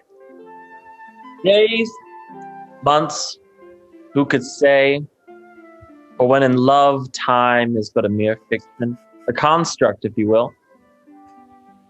Kenneth Branagh has been a domineering man. Some would say he is a bit of an explorer when it comes to the throes of love. But in finding Madame Crew, I think he's finally found his heart's true purpose. Never has he recited the sonnets of Shakespeare with such intention, such emotional recall, if you will, such true groundness in himself. And in the days and months to come, he plays a funny little game where he hires someone to pretend to be him, and create a big stir with Madame Crew and some fun drama. Yes. So that by the end of it, they can see that their love was only made stronger. Yes. By conflict. And he names it Much Ado About Nothing. About nothing. Because that truly is what it is. That's truly what any of this is. That's what Kenneth Branagh is doing before he marries. That happens. Melina, happens. what are you up to? I have to fucking I'm just going into the forest and getting some more little critters trying to make a living. I might find myself a beautiful non-binary them to fall in love with. And I just live happily ever after in my shack in the woods. And that is my end, yes. What a good end. Wonderful. I would say probably right after this, Nina goes on a deeply emotionally satisfying journey in which she learns how to share the truth with other people about what's going on with her, as she has inherited this great magical artifact that several organizations, I can tell you deeply about these organizations if you'd like to know the lore, are coming after her. There's going to be a big storyline that has to do with her emotional development with relationships. And that's kind of, I don't know, it's a little distant for her. I don't know, she's open to a relationship, but I think maybe it's more thematic that, you know what, she goes back on her magic adventure. Wonderful. And with that,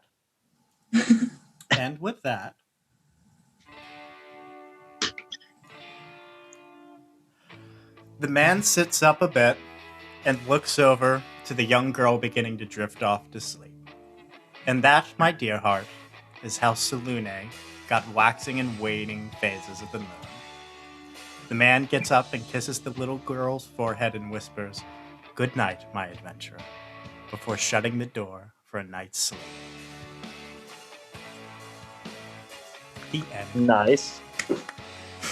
Hooray! So yeah. We fought unicorns. We fought Char. How exciting! Oh my! Time. For those that are still here and watching and listening, thank you for sticking it out and listening to the adventure related to the EP. And Tell us what we did wrong. Go down to the comment section, like and subscribe. Yeah. Send us hate mail at. Click that big red button down below. Yeah, absolutely. And yeah, Like Evelyn would. go listen to the EP because it's out and stuff. I don't need to be called out like that. Anyway, mwah. Bye-bye. Bye-bye.